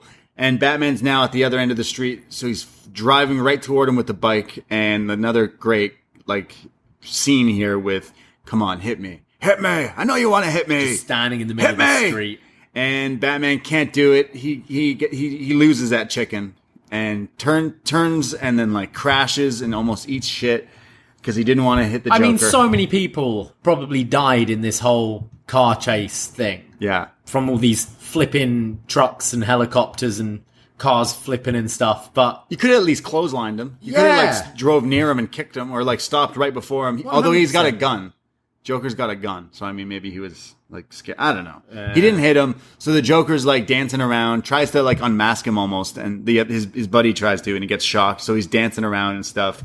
But then out pops this special agent officer who puts a gun to the Joker's head on the ground, rips the ski mask off. We got you, you son of a bitch. Gordon's alive! Yeah, Jim ain't dead. Jim is back from the dead, and it was part of their plan the whole time. Well, that's good, because I missed this guy. I got very upset when I thought he died. Oh, yeah, definitely. Yeah. Definitely. I do love just before the whole chicken moment, the way Joker just falls out the truck. Again, like nothing he does at all is graceful. He's always just stumbling around, tripping over things. But it's because he's got this just carefree attitude, I guess. I think it's just such an awesome physical performance from him. This whole chase scene with the Batmobile and the Batbike is awesome, just fantastic. And seeing this like on giant screens with the way they film with the IMAX cameras, I think it was this scene one of them broke. I think in one of the crashes they were only allowed 4, and like one of them broke, and they're at the time, big cameras. Especially in 2008, they were like, think about it, not every movie was able to use them. So yeah, crazy. But they caught the Joker. Gordon's got to explain to his wife and kids what happened, and then she's pretty mad. But he's like, it was all part of the plan to get the Joker. And did Batman save you, Daddy? Well, actually, son, I saved him. Yeah, it's true. Batman didn't do all that shit. Batman did nothing. He didn't drive through a mall to save you. But yeah, Joker's in holding, and he's doing the clap. Cue the gif of Joker clapping here in this cell. And Jim's going to interrogate the Joker. And they realize they got the Joker, but Harvey Dent is missing, and Rachel Dawes is missing. The last time they were seen, they were like getting police escorts to be like taken away into hiding, so the Joker couldn't get them.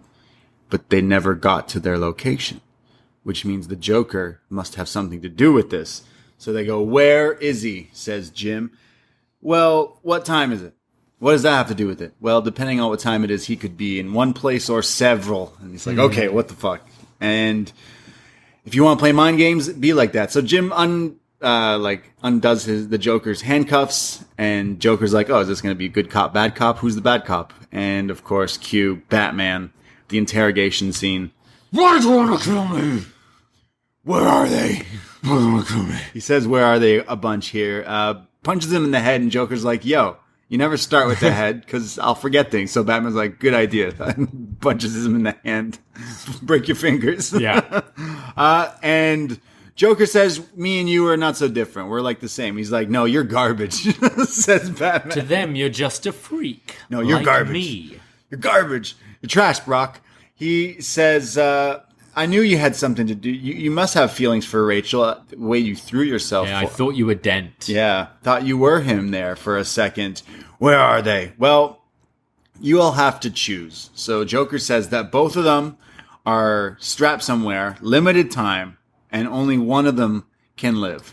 And this is where the like glissando string thing we have at the beginning of the film kicks in again, like as we're like building up to the like rush to try and find Rachel and Harvey. And as is explaining this, it cuts to Harvey waking up tied to a chair, surrounded by barrels of gasoline and a walkie-talkie that's connected to Rachel, who's in another location in a building with gasoline barrels and everything.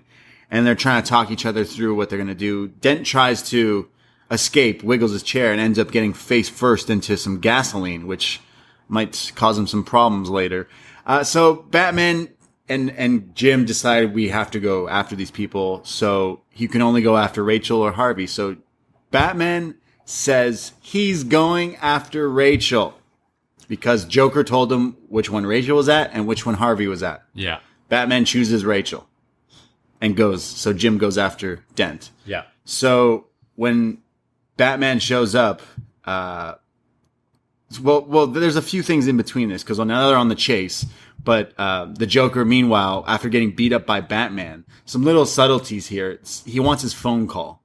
He says he never got his phone call. So he's adamant. And meanwhile, a guy in another cell is complaining about his insides. Stomach pain. Yeah. So Joker starts trash talking this one cop saying, "I killed 6 of your friends, yada, yada, yada. I know them more than you because I saw them die, yada, yada, yada," scaring him.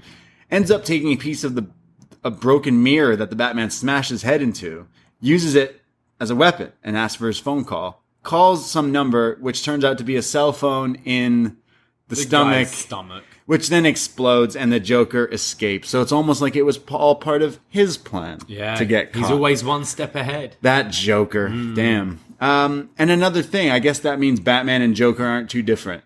Because earlier Batman was using the cell phone with Lucius Fox to his advantage. True. Cell phones were hot in 2008. They were, yeah. Those Nokias. So while all this is happening, Harvey and Rachel are talking to each other. "My answer is yes. I want to marry you. I want to marry you." But Batman shows up, but he realizes the Joker switched the addresses, telling him Harvey instead. So Batman shows up thinking he's saving Rachel, and he's like, shit. Why couldn't they save both? Jim was just too slow. Fucking Jim. Jim was too slow. If he wasn't busy showing off to his kids about saving the day. But, like, you've got so many police there. Or do you just not trust any more Gotham police? I think they just were too late. Like, Batman's got his Batmobile, so motorcycle thing, so it's so much faster. Because the Joker's like, yeah, you don't have much time. You only have time to save one of them. You can't go to both. The moment here where Harvey realizes, because their whole phone call is Rachel knows Batman's coming for her. Rachel on the phone call thinks she's surviving. Yeah. And she's saying goodbye to Harvey. I want to marry you. And even there, it's like, just tell him what he wants to hear. Yeah. Is what I get. I know we get to the letter later on, but that's kind of what it feels like. And Harvey's reaction when Batman comes in, where he's like, no, because he wanted to die. He wanted to save Rachel. And Rachel's just look of absolute kind of defeat, but also acceptance. It's like, okay, I'm gonna die in a second. Yeah. It's brilliant. It's such a great scene. Yeah, not Rachel, no. And he's dragging Harvey Dent out of there, and he's like, no, you were supposed to save her. Why are you saving me? And then he drags him out as it explodes, and Rachel, she's like mid-sentence, and then... Yeah, it's fantastic. And I think we're not used to deaths actually meaning something in superhero films. Like, how many times have we seen Loki die? Like, Agent Coulson gets killed and then he's back on his own TV show. Like, it happens all the time in comics. And I don't think Rachel's necessarily a really iconic character. But you're watching this scene and I'm going, oh yeah, Harvey must blow up but survive the explosion, and that's how his face gets all burnt. Yeah. Like, that's what I'm expecting, and Rachel will be fine. But to actually kill her adds so much weight to every other character in this film. I think this scene's awesome. So he saves Harvey, but then the explosion is all this fire. And I mentioned Harvey was kind of doused in some gasoline earlier. So his face catches on fire and burns the side of his face just instantly. And he's screaming in agony as Batman puts it out, and the cops and ambulance people show up to save him here. Like maybe 4 weeks ago, I got a pretty bad burn on my arm, it's still not fully healed. I couldn't not imagine that on my face. Oh, yeah. Like that, like that is insane. I couldn't. I'm not saying I've got the greatest face in the world, but like, yeah. Yeah, no, this guy's face gets mashed up. It's burnt up. Oh, it's crispy, extra crispy. Got holes in and everywhere. We'll see it later. Believe in Harvey Dent. Damn, poor Harvey, but poor Rachel. Rip Rachel. Rip Rachel. Batman, Bruce is torn. He's just broken by this. And he says, she was going to wait for me, Alfred. She was going to wait. She told me. We had a moment. We made out. She was going to wait for me. And Alfred was given a letter by Rachel who says, give this to Bruce. But Alfred did a little naughty thing and read it. Well, she said it's not sealed. Okay. So I think she gave it to Alfred with the intention of him knowing what to do with it, whether to actually give it to him or not, because she made a point of saying it's not sealed, which to me is saying, read the letter. Right. So in the letter, she says, I don't want to be with you. You want to be Batman forever. You should do that. I'm going with Harvey Dent. She's twisted again. Here is saying, look, Bruce, I really want to be with you, but like, I just can't be with you if you're being Batman. So I'm going to go for option B. Yeah. Is kind of what she's saying. And then when she was like sweet talking Harvey because she thought, Bruce is going to save me. Die. Harvey, look, I say yes, it's great. And then she'd be like, well, at least I get Bruce. Like, it's fine. Yeah. She hasn't even told him she loves him. Cruel people. To Eric. No, love. Eric. Sorry. Harvey. Yeah. Who's Eric? Man, just love is a bad game. Yeah. Never play it. Never. Well, rip Rachel. Rip Rachel. So... But yeah, this is like poor Alfred looks very sad and conflicted here. So as he hands Bruce the letter with his like breakfast or something, Bruce is just torn, and Alfred just ever so slightly takes it back, and Bruce is like, "What's that?" He's like, nothing. It's nothing. It's nothing. Don't worry about it." And then he burns it. So Bruce will never know that Rachel didn't really want to be with him. I mean, why does he need to know? He doesn't. Isn't it nicer to just know that she loved him? Yeah. Rather than the love of your life died and she didn't really want you. She didn't really like you. Yeah.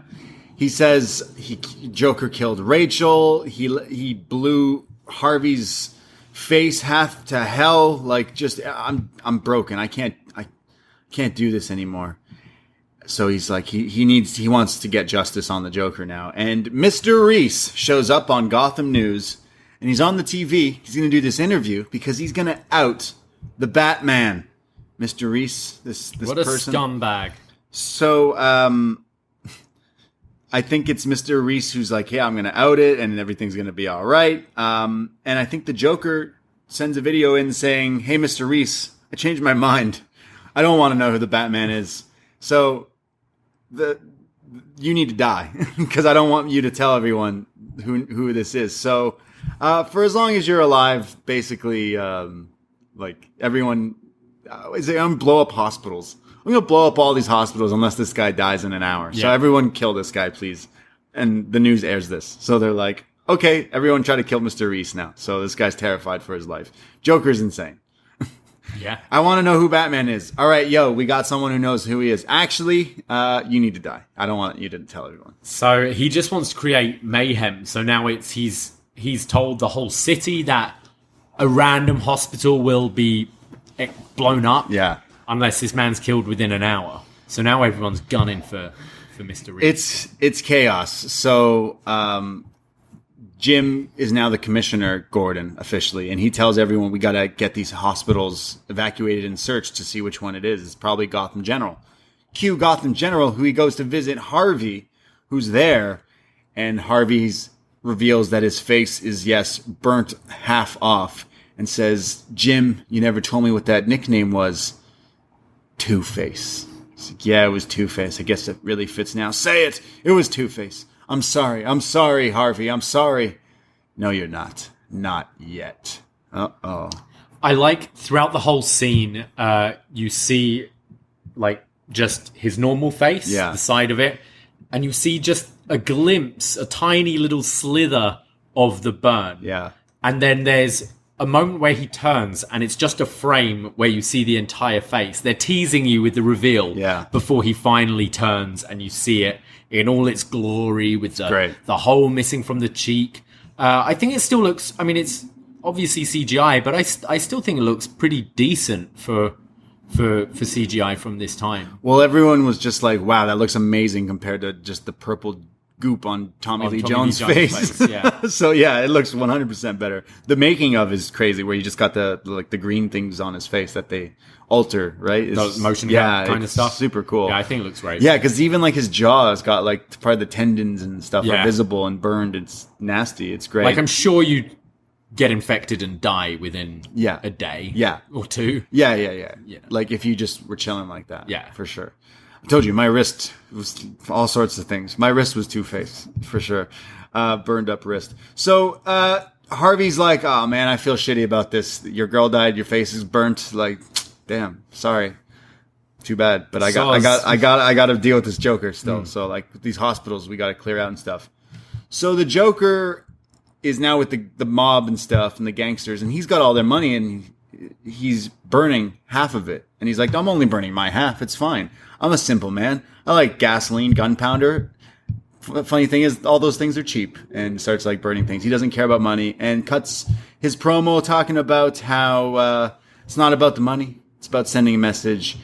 And he likes watching people burn. Just like Alfred said. Yeah. Alfred was telling the truth. Some people like to watch the world burn literally. So, yeah. 100%. Joker's insane. And he's going to blow up a hospital.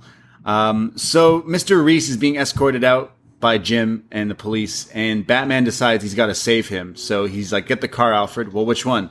Well, it's broad daylight. I can't just show up in the Batmobile. So he shows up in a Lambo. Bruce Wayne driving the Lambo. Want something a bit less conspicuous, and he comes in a Lamborghini. Well, is it or is it not? Because the car he's driving is the Lambo Murcielago. Okay. Famous car. I know it because of so many hip-hop songs. Murcielago. Doing extensive research, it turns out the makers of that car named that car after a bat. And therefore, here is Bruce driving a black bat. A Batmobile, yes. Yeah. Awesome. So sick. Mercy. So he's got no mercy as he's driving this thing, and he's being subtle, but Alfred says, yeah, Lambos. Very subtle. So all these hospitals are emptied out, and this is where we see the Joker sneak into the hospital that Two-Face is in. Harvey's in, sorry.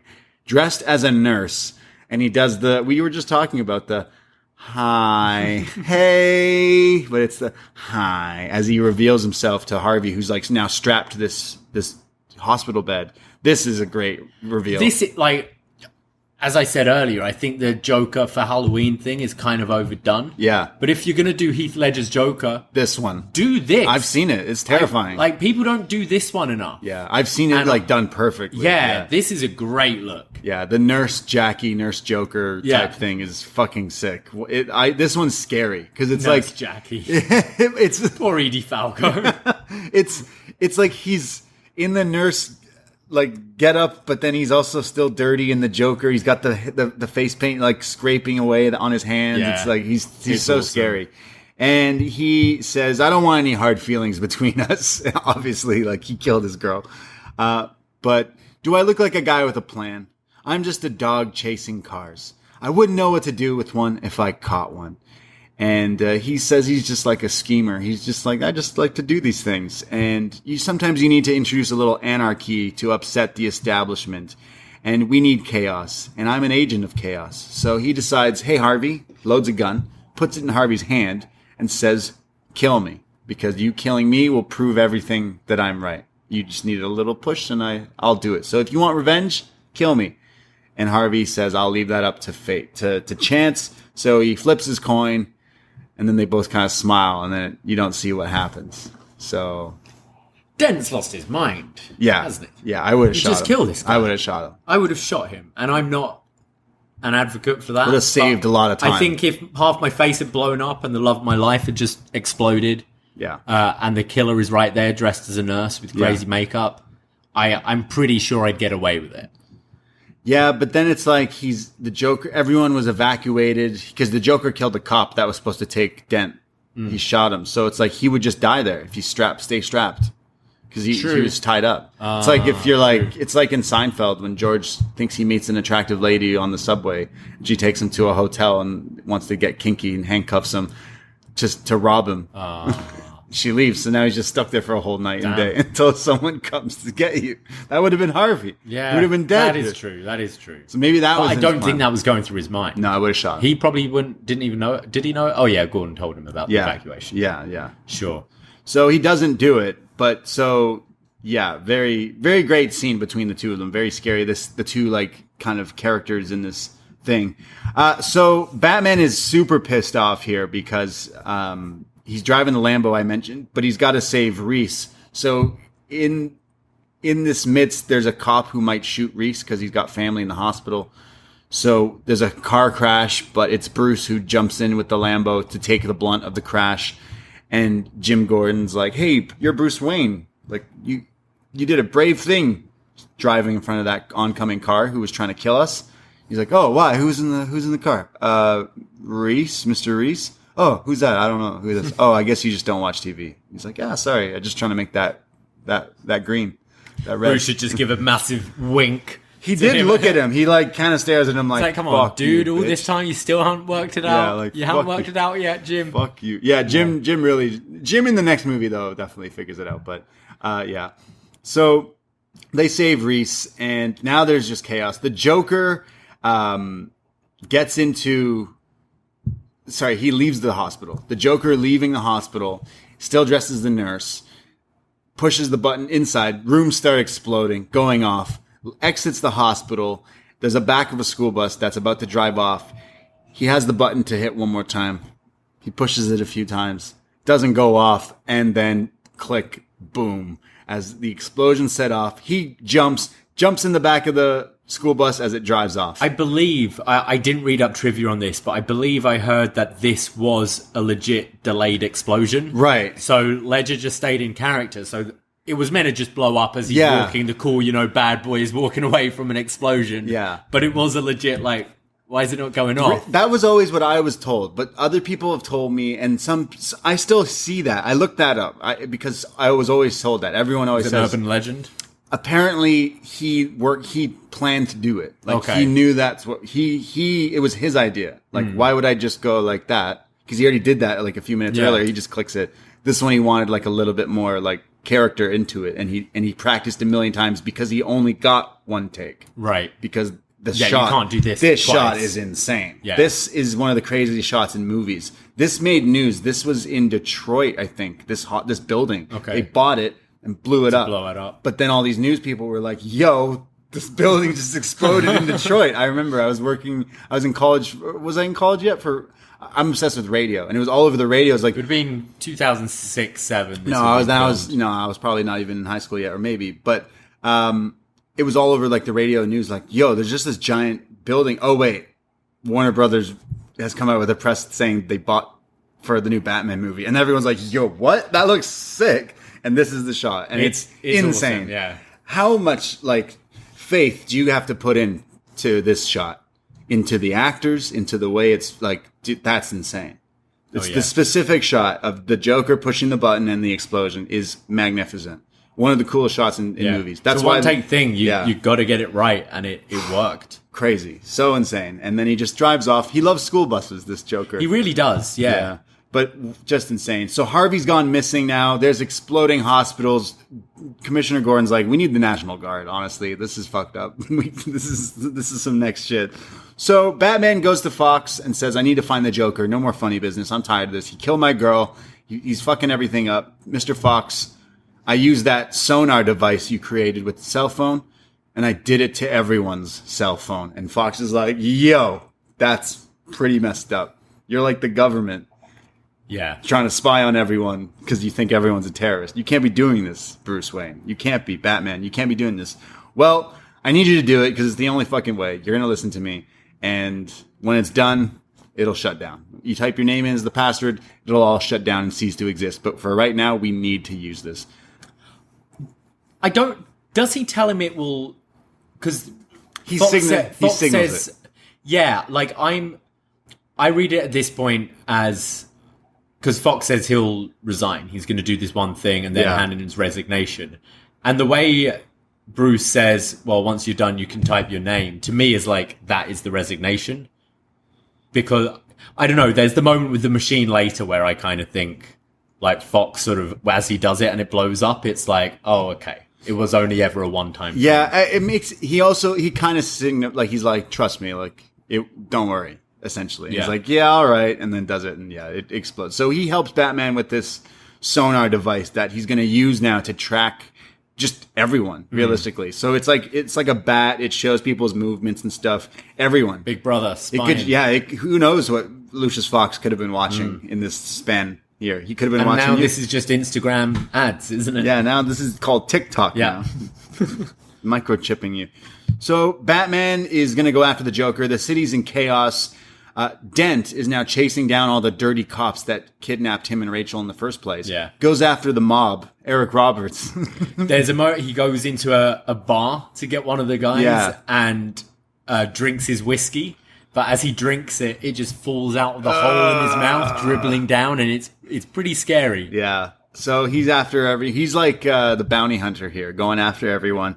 And he's just flipping the coin whether they'll live or die. Yeah. So he gets to, is it like, not Falcone, but the Maroni in a car, and he's like, yeah, I'm gonna see if you live or die. So he flips the coin. He's like, oh, you're lucky. And then he flips it again. He's like, why are you flipping the coin again? Well, you were lucky, but unfortunately your driver isn't. And then he puts his seatbelt on and shoots the guy in the back of the head, meaning the car flips off and almost explodes. I mean, he could have just died here as well. Yeah, but he wore a seatbelt. It was cool. Remember, kids, always wear your seatbelts. I always say that. Yeah. You always say wear your seatbelts? Especially in an Uber. Yeah. I don't know this fucking guy. I do every time. Yeah. Wear your seatbelts. It's weird. Back in the day... It's not cool to die from a car crash. What a shitty way to go out. Like, getting into a cab back in the day, you'd never, put on... It's normal for people to just get in a cab or an Uber. Because someone else is driving you, you don't need to do it. And it's, something that I used to always do. But, as of the past few years, always put on seatbelt. I'm just if I'm wearing it when, my dad is driving me, a guy I trust, Why am I doing it just based off this guy's got 4.85 on Uber? 4.85. You know, it's like, oh, I should trust this guy with my life. Yeah. Wear your seatbelt. Wear your seatbelt. Harvey Dent does. But don't shoot. Yeah, maybe don't shoot the like drivers. Harvey. No, don't. You shouldn't do that. He's a mean guy, that Harvey. He's Be been like through a lot. Harvey Act 1, not like Harvey Act 3. Believe. So, he's now after all these other things. Joker now has a new plan. He's rigged the city to leave the city because there's all these explosions and stuff happening. That he's now has 2 fairies trapped in the river. Looks awfully a lot like that Chicago river that we went on a tour of. This whole movie, we saw this, like, lots of the filming locations because we went on the boat tour with Scrump in Chicago. Yes. For all-in weekend. And on your birthday, we did a Chicago boat tour. And it was In like... the rain. We were like, that's the bank that the Joker robs. That's we're in Gotham. Really cool. Highly recommend it. So this is his new plan. There's 2 ships. One of them's got inmates and all the criminals from the mobs. One of them's just got every regular day people. But they own the device, the switch to explode the other boat. And only one boat can survive because the Joker's insane. So now these people on the boats are like, oh man, what are we going to do? Just chaos. The Joker's just insane. So, Dent... It's kind of a Saw plan, almost. Yeah. You know, it's like, someone's going to die here. Who's it going to be?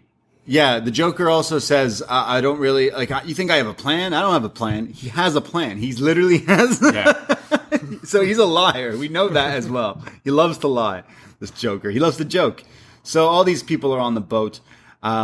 Batman has to help him here, has to help Jim, because all these cops are thinking they're going to, like, snipe out these people. But the Joker has also flipped it to make look like the shooters are actually the hostages in clown masks with fake guns, whereas the hostages are actually his criminals in disguise. So it's like all backwards. He's thought of everything. Good plan. Yeah, pretty smart. Yeah, they've got the clown masks on, but their hands taped with the together guns. with guns. So when the cops show up, like, hey, drop the guns, they can't. Yeah. So the cops will shoot them. So Batman, using the sonar thing, is talking to Fox, and it's very like video game almost, where it's like someone's telling you what to do. In the video games, I think it's Oracle, who talks to you. Something like that. And so Batman's using this, and now he has to beat up the SWAT team so they don't shoot the civilians. And of course, Batman saves the day. But while all this is happening, Dent goes to the evil cop Ramirez, who drove Rachel. She's like, I didn't know they were going to kill her. And he flips the coin and says, you'll get to live. She was, like, basically they targeted her because her mum's in hospital and there's all these hospital bills that she can't pay for. So the mob, like, paid her off. They said, hey, help us get Rachel because we'll pay you. But she didn't know it was going to go to the Joker and get tied up and murdered. Like, she didn't know this. But still, dirty cop. You should have. You had to come in, dirty cop. But she doesn't get killed. But just another reason why the NHS is such a great idea. She wouldn't have to worry about her mum's hospital bills. Yeah. Healthcare. They don't have that in Gotham. Clearly not. Well, he forces her to make a fake call to Jim, to Jim's family, saying like, "Hey, we need you to meet us here because Jim, like, you're in trouble." So they trust Ramirez because she's one of Jim's cops. So the family listens. Then it's Dent who gets the family hostage and calls Jim like, "Hey, I have your family," and it's a whole twist and swerve here where Harvey Dent has completely lost his dimes and quarters and whatever coins he uses. It's chaos, but this is still going on while the criminals and the 2 boats are deciding which boat. Obviously, everyone's like, yo, just kill the criminals here. Like, they made their choice. Do it. But this is where we get our wrestling tie-in. Yep. Star of, what is it? Not Against All Odds. What's the movie? Is it that? Friday he's in, and but he's also in the Hulk Hogan Against All Holds Barred. No Holds Barred. No Holds Barred. That's what it is. Zeus is one of the criminals here, and in his only scene in the movie says, "Give me that remote, and I'll do what you should have done 10 minutes ago." And you think he's gonna blow up this boat full of families and people, but instead, he throws it out the window. So he's a good guy. See, the Joker was wrong. He just landed on something and detonated. Yeah, I don't know why he threw it like that. I was like, dude, what are you throwing it like that? It's showing that the criminals have more morality than the kind of, I don't know, pedestrian civilians. Yeah. Because a lot of the civilians are like, what are we waiting for? Let's blow them up. But even the civilian... They made their choice. Yeah, the one civilian who wanted to do it, though, backs out. He's like, Yeah. I can't kill these people. I can't be the one who does it. Like, sorry. So the Joker was wrong in this aspect. Because at the same time, we're seeing what's happening to Dent. And you're like, the Joker was pretty right. He set this up pretty good. So the boats don't explode. Batman finally gets to the Joker, and it's this, like, face-off where they're beating each other up. Joker's got dogs. Clearly someone gave him the intel. Like, he doesn't Doesn't fight, like dogs. Yeah, he doesn't fight well against dogs. So that's all happening here. And Batman starts to beat him up. Joker's no match physically for the combat skills of the League of Shadows Batman, and beats him up. He says he gets him. Well, you want to know how I got these scars? And he's like, well, I know how you got these, and then uses that Bat Ninja thing out of his forearm that we talked about. Spikes on his gauntlet, hasn't he? And he now has the Joker hanging upside down after this fight, and the Joker cuts a promo saying, the unstoppable force meeting the immovable object. He says he doesn't want to kill him. You don't want to kill me. You have rules. I have rules. We're destined to do this forever.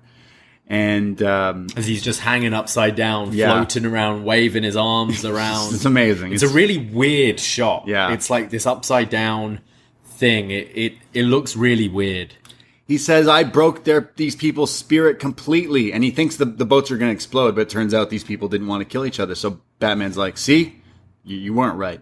He says, well, what did you think? You thought this last fist fight would be the end all of us? No, I had an ace in the hole. Harvey Dent. Yeah, the White Knight. Well, I brought him down to our level.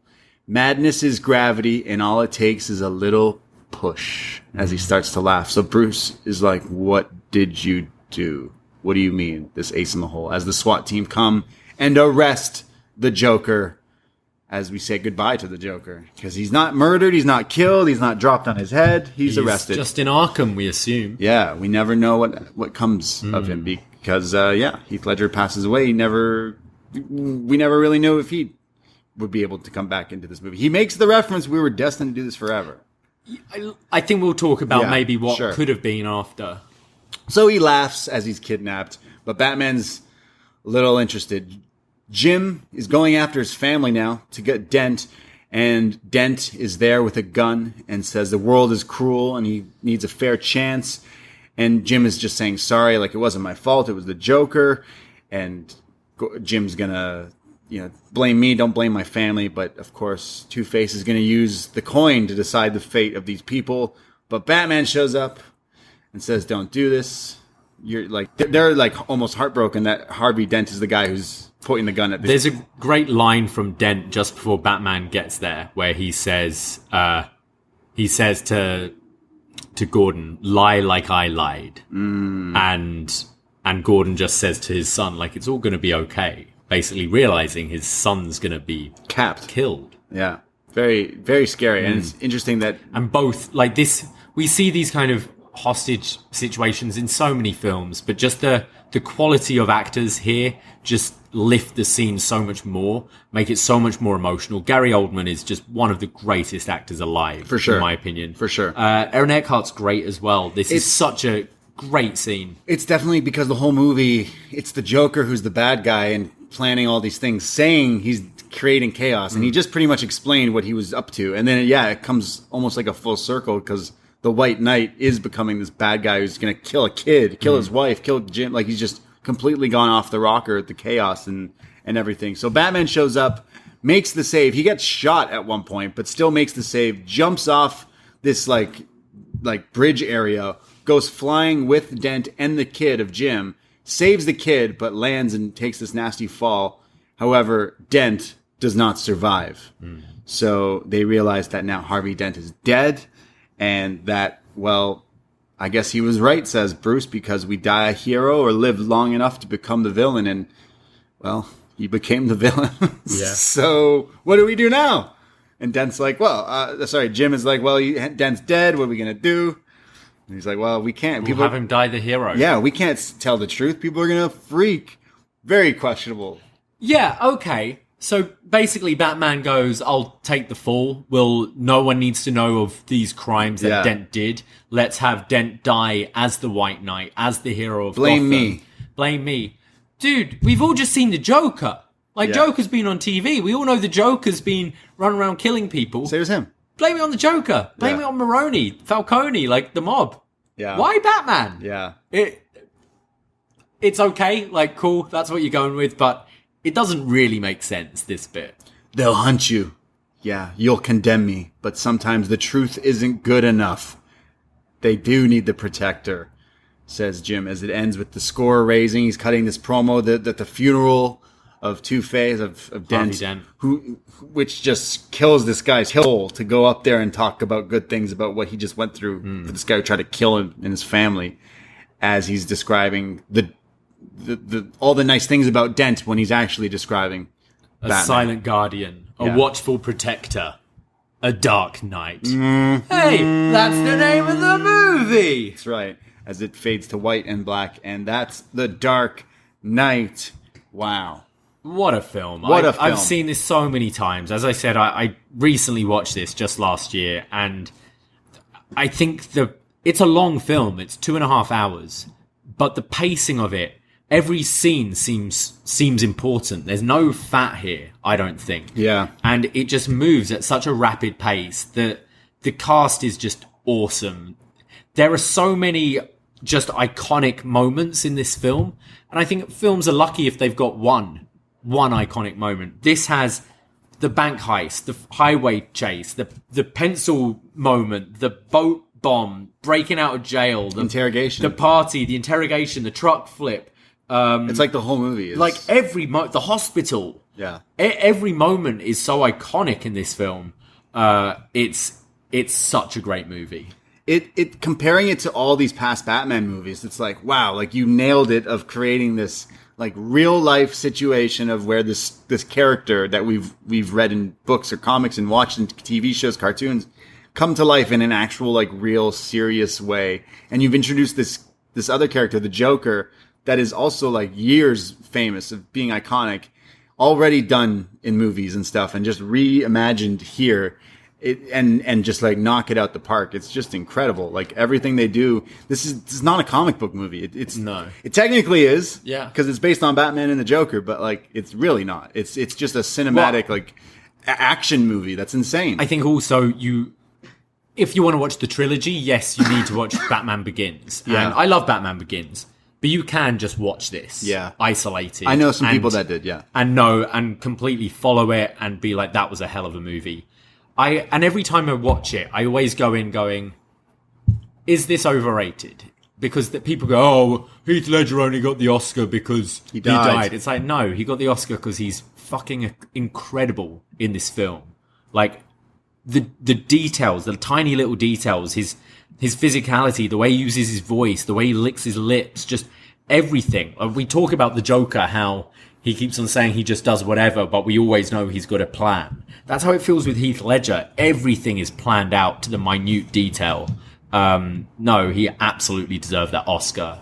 And if he was still alive today, I think he'd still be holding that Oscar. Yeah, and possibly other ones for different movies and stuff. It's a shame that we never got to see it. It's a shame he maybe never got to see this final like product of this movie, because I'm sure he got to see some parts of it, but just like this masterpiece that goes on to, again, the guy dies and everyone wants to see this movie because the guy dies. It creates such buzz. But then everyone went into that movie and was like, holy, like, that's a movie to go out on there, Heath, because that was like a master class, like, bravo. Like, yeah, I almost, I've seen it so many times that I do the same thing. I'm like, is it still the best one? And like you watch it and you're like, dude, this movie's insane. It's incredible. I keep saying it's insane because it is. It's like, Nolan is such a good filmmaker, and then to take something that's such silliness as Batman, when you compare this to like the 60s or something, it's like stuff. It's like, how is that the same Schumacher stuff? Yeah, how is this the same like characters, same universe, same like it's awesome. And I think I enjoyed the Jack Nicholson one, but for me, there's no comparison. Yeah, for really. sure. I've said it before. Like Jack Nicholson doing anything is going to be good. I feel it's just Jack Nicholson in a clown costume. Yeah, well, you should see the bucket list. He's very good. He's better than most people that would play it. Yeah. But Heath Ledger there's so much more depth to the character. Even we said it in Batman Begins. Christian Bale, like he knocks it out of the park of everything of Bruce. We do our bat ratings, which we'll get into in a sec, but like he ticks off all those things in the Bruce mannerisms, in the Batman mannerisms. Like he's depth too. Like he's so torn. He's got his own like love triangle going on in the midst of trying to catch this psycho, and like his girl dies, and like there's so much depth to that character in a totally different way. And I like the fact that Batman and Joker like almost like do like bounce. Mirrors. Yeah, it's mirroring each other of the different things that they do throughout the movie. And where do you think it would have went if the original plan, if Heath Ledger did not pass away? Yeah, so they leave it so he can come back. Yeah, they didn't kill him. I would do... Okay, part of me, and we'll get into it when we're going through our ratings, I don't think you should have Harvey Dent be as... I don't think he should be threatening to kill kids in this film. That's a lot of people's only criticism of this movie. Very quick. And I think you can get there eventually. I get that the guy feels like he's lost everything, so what is there? But... And I know you've got the time constraints of a movie that you've got to get it going along. But I would have Harvey Dent continue through to the next film and be kind of the beginning of the next film, introduce your secondary villain, or like maybe your main villain. Like Harvey Dent's your secondary for like the opening act. And then you have the Joker for Act 3. Like shit happens, which then causes the Joker to be released, and you have Joker as the finale of the film. That's usually how it went in the cartoons. Yeah, and I think that the reveal of Joker, not just have Joker being released at the beginning of the film, Joker coming out around the 90-minute mark, the 100-minute mark, and you're like, oh shit, now we've got the Joker. Yeah, I think would have been awesome, but obviously we didn't get that, and I'm glad they didn't recast him for the third one, and I'm glad they went back to... I think it was very smart going back to Batman Begins for the third film, rather than trying to move on with this story. Yeah. I don't know what Nolan has said. Has he kind of said what his plans were, what to do? Because it makes sense. Everyone does say, oh, it would have made sense if, the Joker's caught, and then Two-Face is on the loose for the ending of it, and the Batman stops him, and then you could introduce like your Bane or something, and then Batman topples him, but it turns out that the Joker then is like what you said makes the most sense. But obviously this happens, so they're like, we got to come up with like a whole other story, and they do that, and they almost don't even they purposely do not mention the Joker in the next movie just out of respect of Heath. But it always will, like, Batman fans will always be like, oh man, but what if? There's that moment in the Hans Zimmer concert where he moves on from The Dark Knight to The Dark Knight Rises, and he's saying about how he finally gets a call from Nolan going, we got to finish this trilogy. Yeah, we got to do it. And by the way Zimmer talks there, it sounds like they were going to do a third with Heath, and then that completely that's how it always sounded. Changed things, and it's like, right, well, where are we going from here? Yeah. But yeah, it definitely, this would be a fantastic film in its own right anyway, but it is kind of immortalized with the death of Ledger.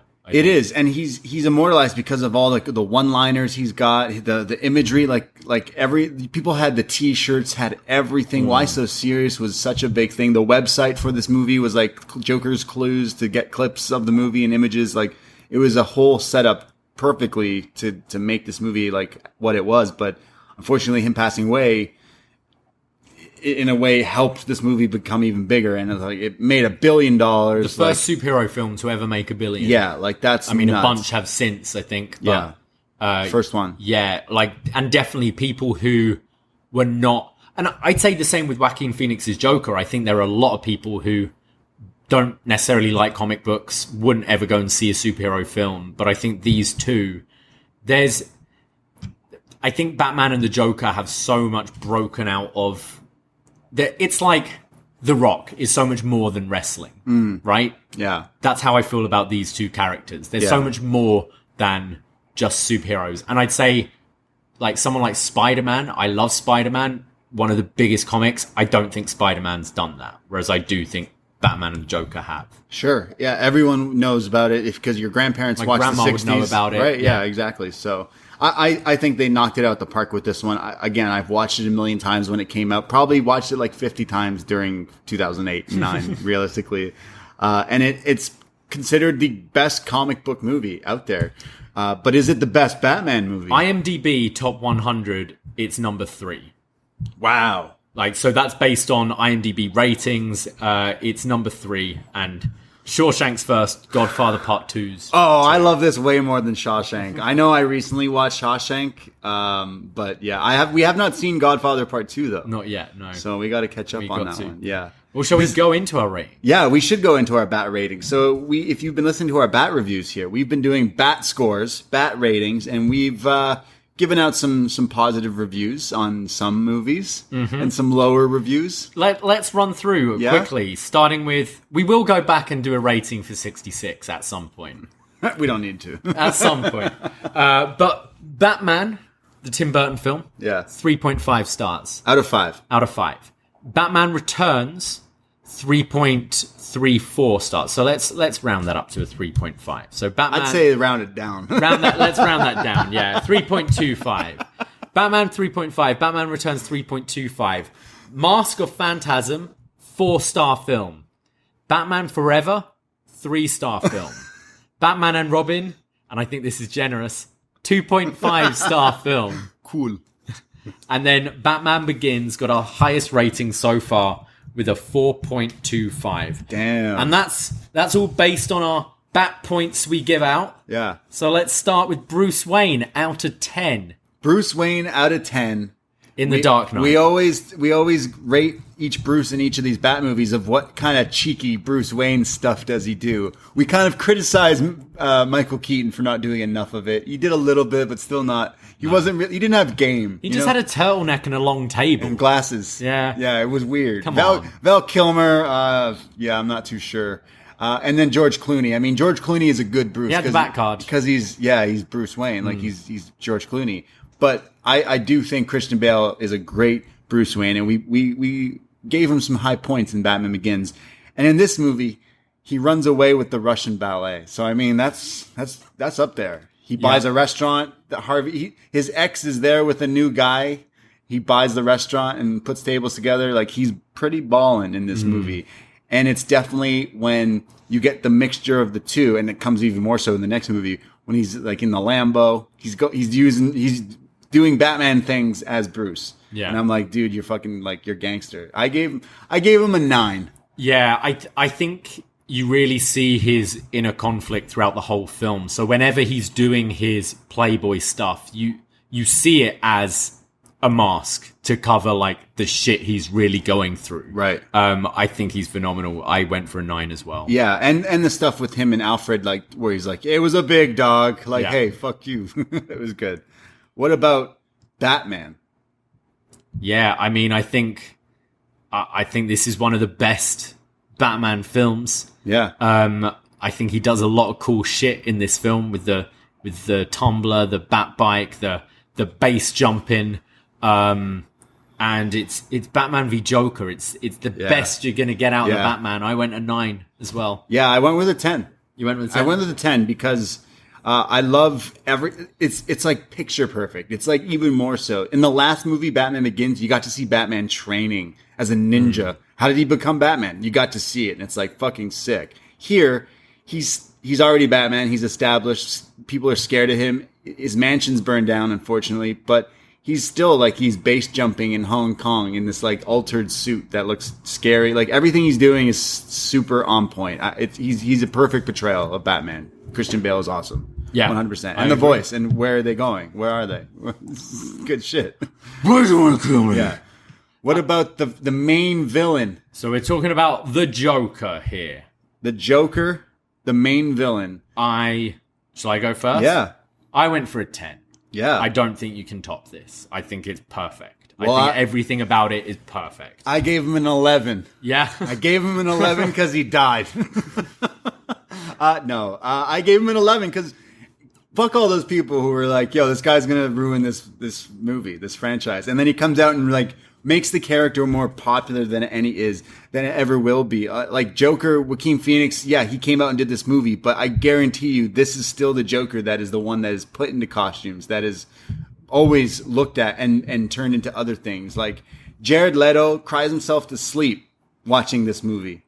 Yeah. Because he's like, dude, how I can never, he'll be chasing that dragon. Like, I can't ever be this good. No one can ever be this good. Joaquin Phoenix, you could say that was a pity Oscar. It'd be like, yeah, no one's ever going to top whatever Heath did, but here you go. I think what worked with Joaquin Phoenix was it was such a, I don't necessarily think Joaquin Phoenix is the Joker in Batman, whatever you're going to call it, would have that. I think it's just such a different take with it being a character It's a film about mental illness, right? And how we treat people on the outskirts of society and that sort of thing, which makes it so different from this. Yeah. That I kind of want to see him face Batman before I can really compare Joaquin Phoenix's with this Joker. Yeah, is Joaquin going to pull out the bazookas or shoot people sideways? Like, is he going to put someone's head through a pencil? Exactly. Then I can say, compare the Jokers. But for me, they're still very different characters. Facts. But yeah, this is, I don't think you can top it. I really think this is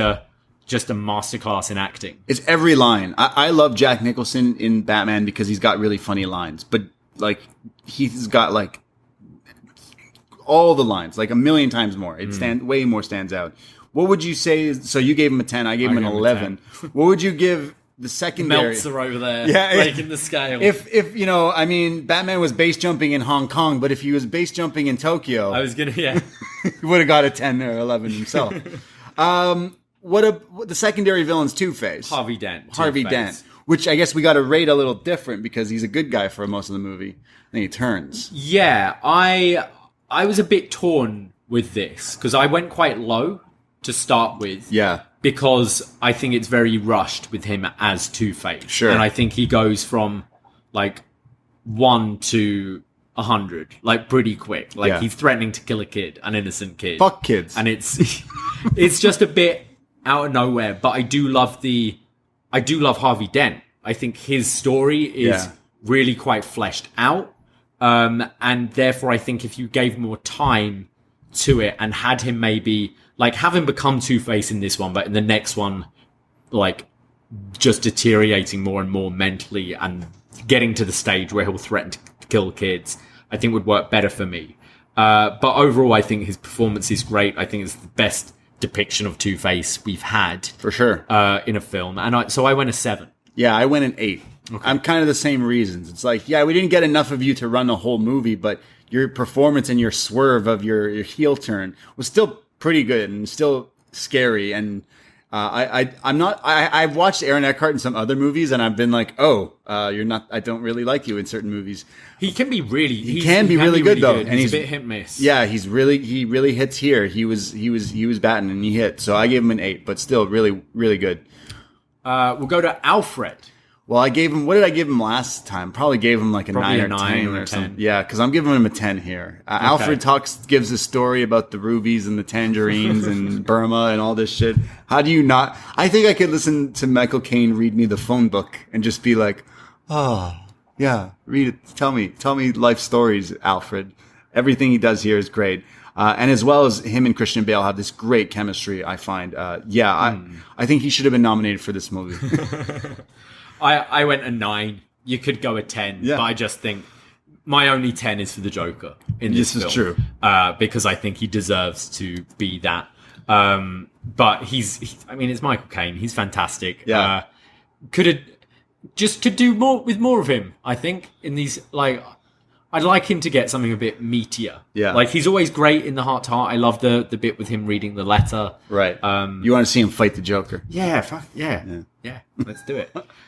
We'll go to the Batmobile / Bat vehicles. Yeah, I wrote down, like, I love the Tumbler in the last movie. It's pretty much the same car. So I'm like, well, I probably gave it like a 9 or something high in the last movie. So I got to do it that. And then I was like, well, actually, this one then turns into a motorcycle and drives off. And I remember there was a rumor, I still don't know if this is true or not, that the things falling off are actually it falling off. Oh, like, I remember people saying that they didn't use a CGI for that. And it's like, watching it, you're like, I don't know if it might be CGI, as someone's using the Batmobile outside. Someone's driving the Batmobile outside. So I think that is realistically the coolest thing the Batmobile's done in any of the movies. Because thinking back to Batman Returns, it does that where he's got to go through an alley. And it looks so shit. It did not hold up at all. Watching this right now, I'm like, yo, that looks crazy. So I gave it a 10 because I don't think there's a better Batmobile scene in a movie. I agree. I don't think there's a better Batmobile than this. I love that it turns into the bike, and just the shots of him fucking whizzing down the highway with the cape billowing. Yeah, it's crazy. As he's on the motorbike with hands blaring over the top. It's so good. Yeah. Again, I went a 9. Yeah. I'm not mad if you went for a 10. Yeah. Well, I'm being generous the rest of these because I'm going with the gadgets and the suits. I already mentioned. Finally, after years, Batman's like, it would be great if I had a suit where I could turn my head. Therefore, give that a point there for that. He's got the thing that shoots out of his forearms. The dude is using government cell phone tracking capabilities to find people. He's going all out with the gadgets, realistically. The new Batcave should count as a gadget because this place got burned up. He's like, I need to build a new spot. And it's great for music videos. Like, everything he's got here is great. I gave it a 10 because he can turn his head. I wrote 9, but he can turn his head. It's a 10. I'm remembering gadgets in this. Yeah, I went quite low, but then I was like, but there's that and that and that. So I'm going to move my score up. All right, yeah. I went for a 7. I do think there's nothing maybe when you think of Dark Knight, but maybe with Batman you don't think so much of his gadgets. I don't know. There's nothing that really stands out, but then the Sona stuff is pretty cool. The base jumping stuff is pretty cool. Yeah, exactly. But ethically, I've got to dock him some points because just morally wrong for using this sonar hacking technology. Well, then you could bump it back up because does the yacht full of ballet dancers count as bat gadgets? Is that a gadget? Using a Is that yacht? when you're going to start calling women? Oh, that's a fine gadget over there. I meant the yacht, and just like that's like part of it, and that beat up plane he uses as well. And then so what did you give it? I gave it a 7. Well, and then an overall enjoyment. I too went into this being like, this movie isn't perfect. I can't get a pure enjoyment out of it, and I totally did. I'm being really nice. I gave it a 10. You gave it a 10. Yeah.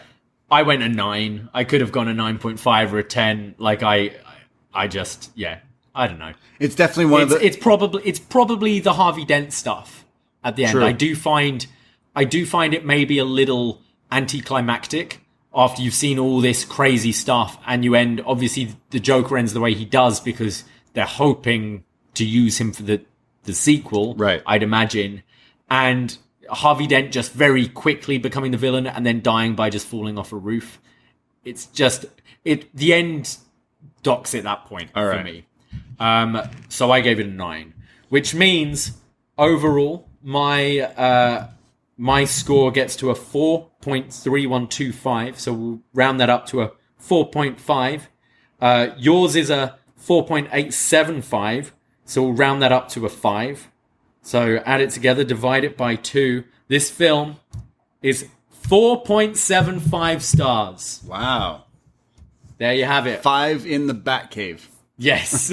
Yes, that is our best. 4.75 stars. Will Batman v Superman Dawn of Justice beat that one day? When we get there. Will it? Soon, yeah. So that's our bat ratings for this movie. Clearly, you've just listened to us gush about it for like 2 hours almost. We love this movie. It's literally one of like movies that you could say is a perfect movie almost. Like there's some things you could pick out about it and stuff, but when it comes to superheroes and stuff, they've definitely done it right. They nailed it with this. Everyone's been trying to do it since this. I feel it's like as a fan of films in general, I kind of want to see the best film of every genre. I want to see the best horror film. I want to see the best romantic comedy. I want to see the best comedy. I want to see the best like action movie, and I want to see the best superhero film. And this is exactly the one you'd go to. Yeah, Christian Bale, one of the best actors. Heath Ledger, one of the best actors, going up. The character work, everything is just great. And Christopher Nolan is a very talented individual. That's what we thought of The Dark Knight. We put up some feedback threads on the Post Wrestling Forum and on our Patreon there. And I'm going to read the first one here from Robbie from London, Ontario. Another Bat review. Now I'm sure I'm nowhere near as high on this one as most. It's the middle ground of this trilogy for me. Although it's very good, I do think the portrayal of the Joker is overrated. Although he does a decent job, he is still behind Mark Hamill, Cesar Romero, and Jack Nicholson as far as Joker performances, in my opinion. Now, as far as villains, I was way more invested in the development of Harvey into Two-Face, and when it's just rushed at the end, I was severely disappointed. I thought he was being set up as the villain for the third film, but alas, we got what we got. Still much better than a handful of other Bat films, but nowhere near as good as Batman Begins, or The Mask of Phantasm, or Forever. 7 out of 10. So we got some Joker criticism. Some hate. Yeah, it's very rare you hear people say that. Yeah. Yeah. Interesting. Shout out London, Ontario. We go to David, not Josh Groban. He says, I decided to rewatch this a few months ago, and Heather Ledger, I think he means Heath. Heath Ledger is just as good as I remember, maybe better. It truly is a performance for the ages, and the rest of the movie works really well around it, if a little too long.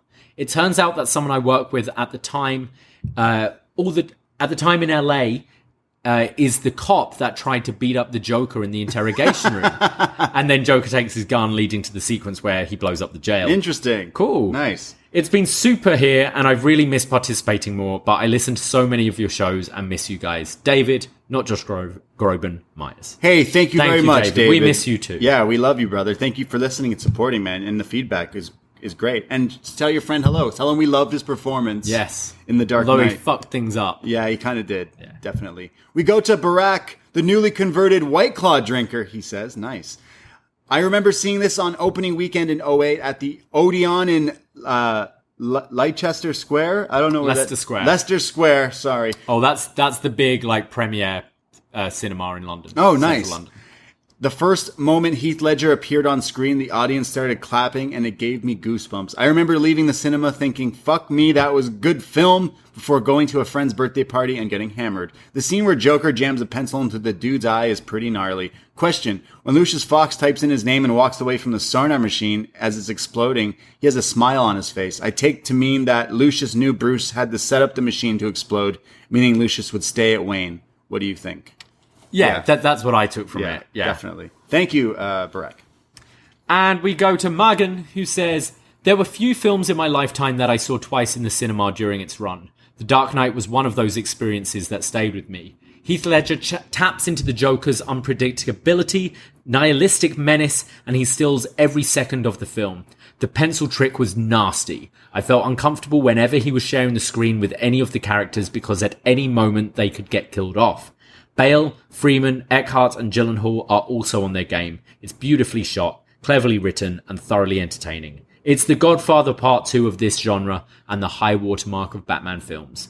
Warner Brothers and DC have been chasing that dragon ever since. Yeah, no, exactly. Yeah. That's what I say. It's every superhero movie feels like that for me. I didn't get this superhero they perfected it. I think until the two last Avengers movies. Those two, I do put Logan up there. Oh, right, Logan. Yeah, Logan for sure. Logan I feel shares the same blood as this film. Yeah, 100%. It's dark, it's gritty, it's realistic in a weird way. As much as mutants can be. Yeah, as much as completely. It can be. Yeah. But yeah, it's definitely the pinnacle. Well, thank you for the feedback, guys. The next time we do one of these Bat reviews, we shall rise. Yeah.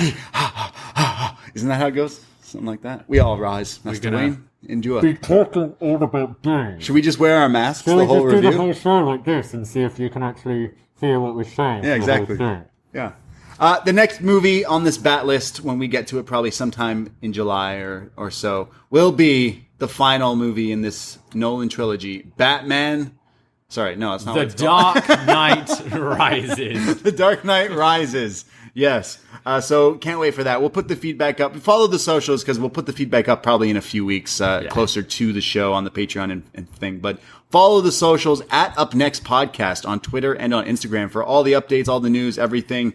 And follow us because we also have a Patreon where we do lots of movie reviews on there. If you like listening to us talk about Batman, you might like hearing us talk about all sorts of other things. We just did Willy Wonka and the Chocolate Factory, Gene Wilder, 50th anniversary this month. So this weekend we're doing a review of that is out there. But if you're into still like more of the wrestling stuff, we got Best Match Ever, Jerry Lynn, RVD that just came out. We have a Was Next coming out this week. We do NXT reviews, but we've done lots of movies. Yeah, we've got over 300 shows now in our archives. Yeah. So there's movies in every genre, like from the glorious to the ridiculous. Yeah, Batman 60s reviews there. Terminator review. We've got The Godfather Part 1. Back to the Future. A bunch of horror films, because we always love a horror here. So if you want to kind of like have a listen to what we think about different movies rather than wrestling, I highly suggest the Patreon. It's only $5. $5 a month gets you access to all the past podcasts and all the stuff coming out in the month that you subscribe to. So $5 a month is all we ask. Patreon.com/upNXT. We're proudly supported by our patrons, and we can't do it without you guys. But thank you for listening to this show. We like giving you freebies like this. We love our Batman movies, and this was a lot of fun to go through, and The Dark Knight holds up. For sure. It really does. So can't wait to talk about Batman and The Dark Knight and Bane and Catwoman. And oh man, things get a little wild, don't they? They go off the rails a little bit. I can't wait. Heath dies and it goes all over the place. Nolan's like, we got to finish it. Yeah. R.I.P. Heath Ledger. What a performance. Yeah. Thank you for listening. I myself, Braden Herrington. You can find me Twitter, Instagram at the Brady. And you can find me at Davie Portman. Take care. Goodbye. Be safe, and why so serious? Ahoy!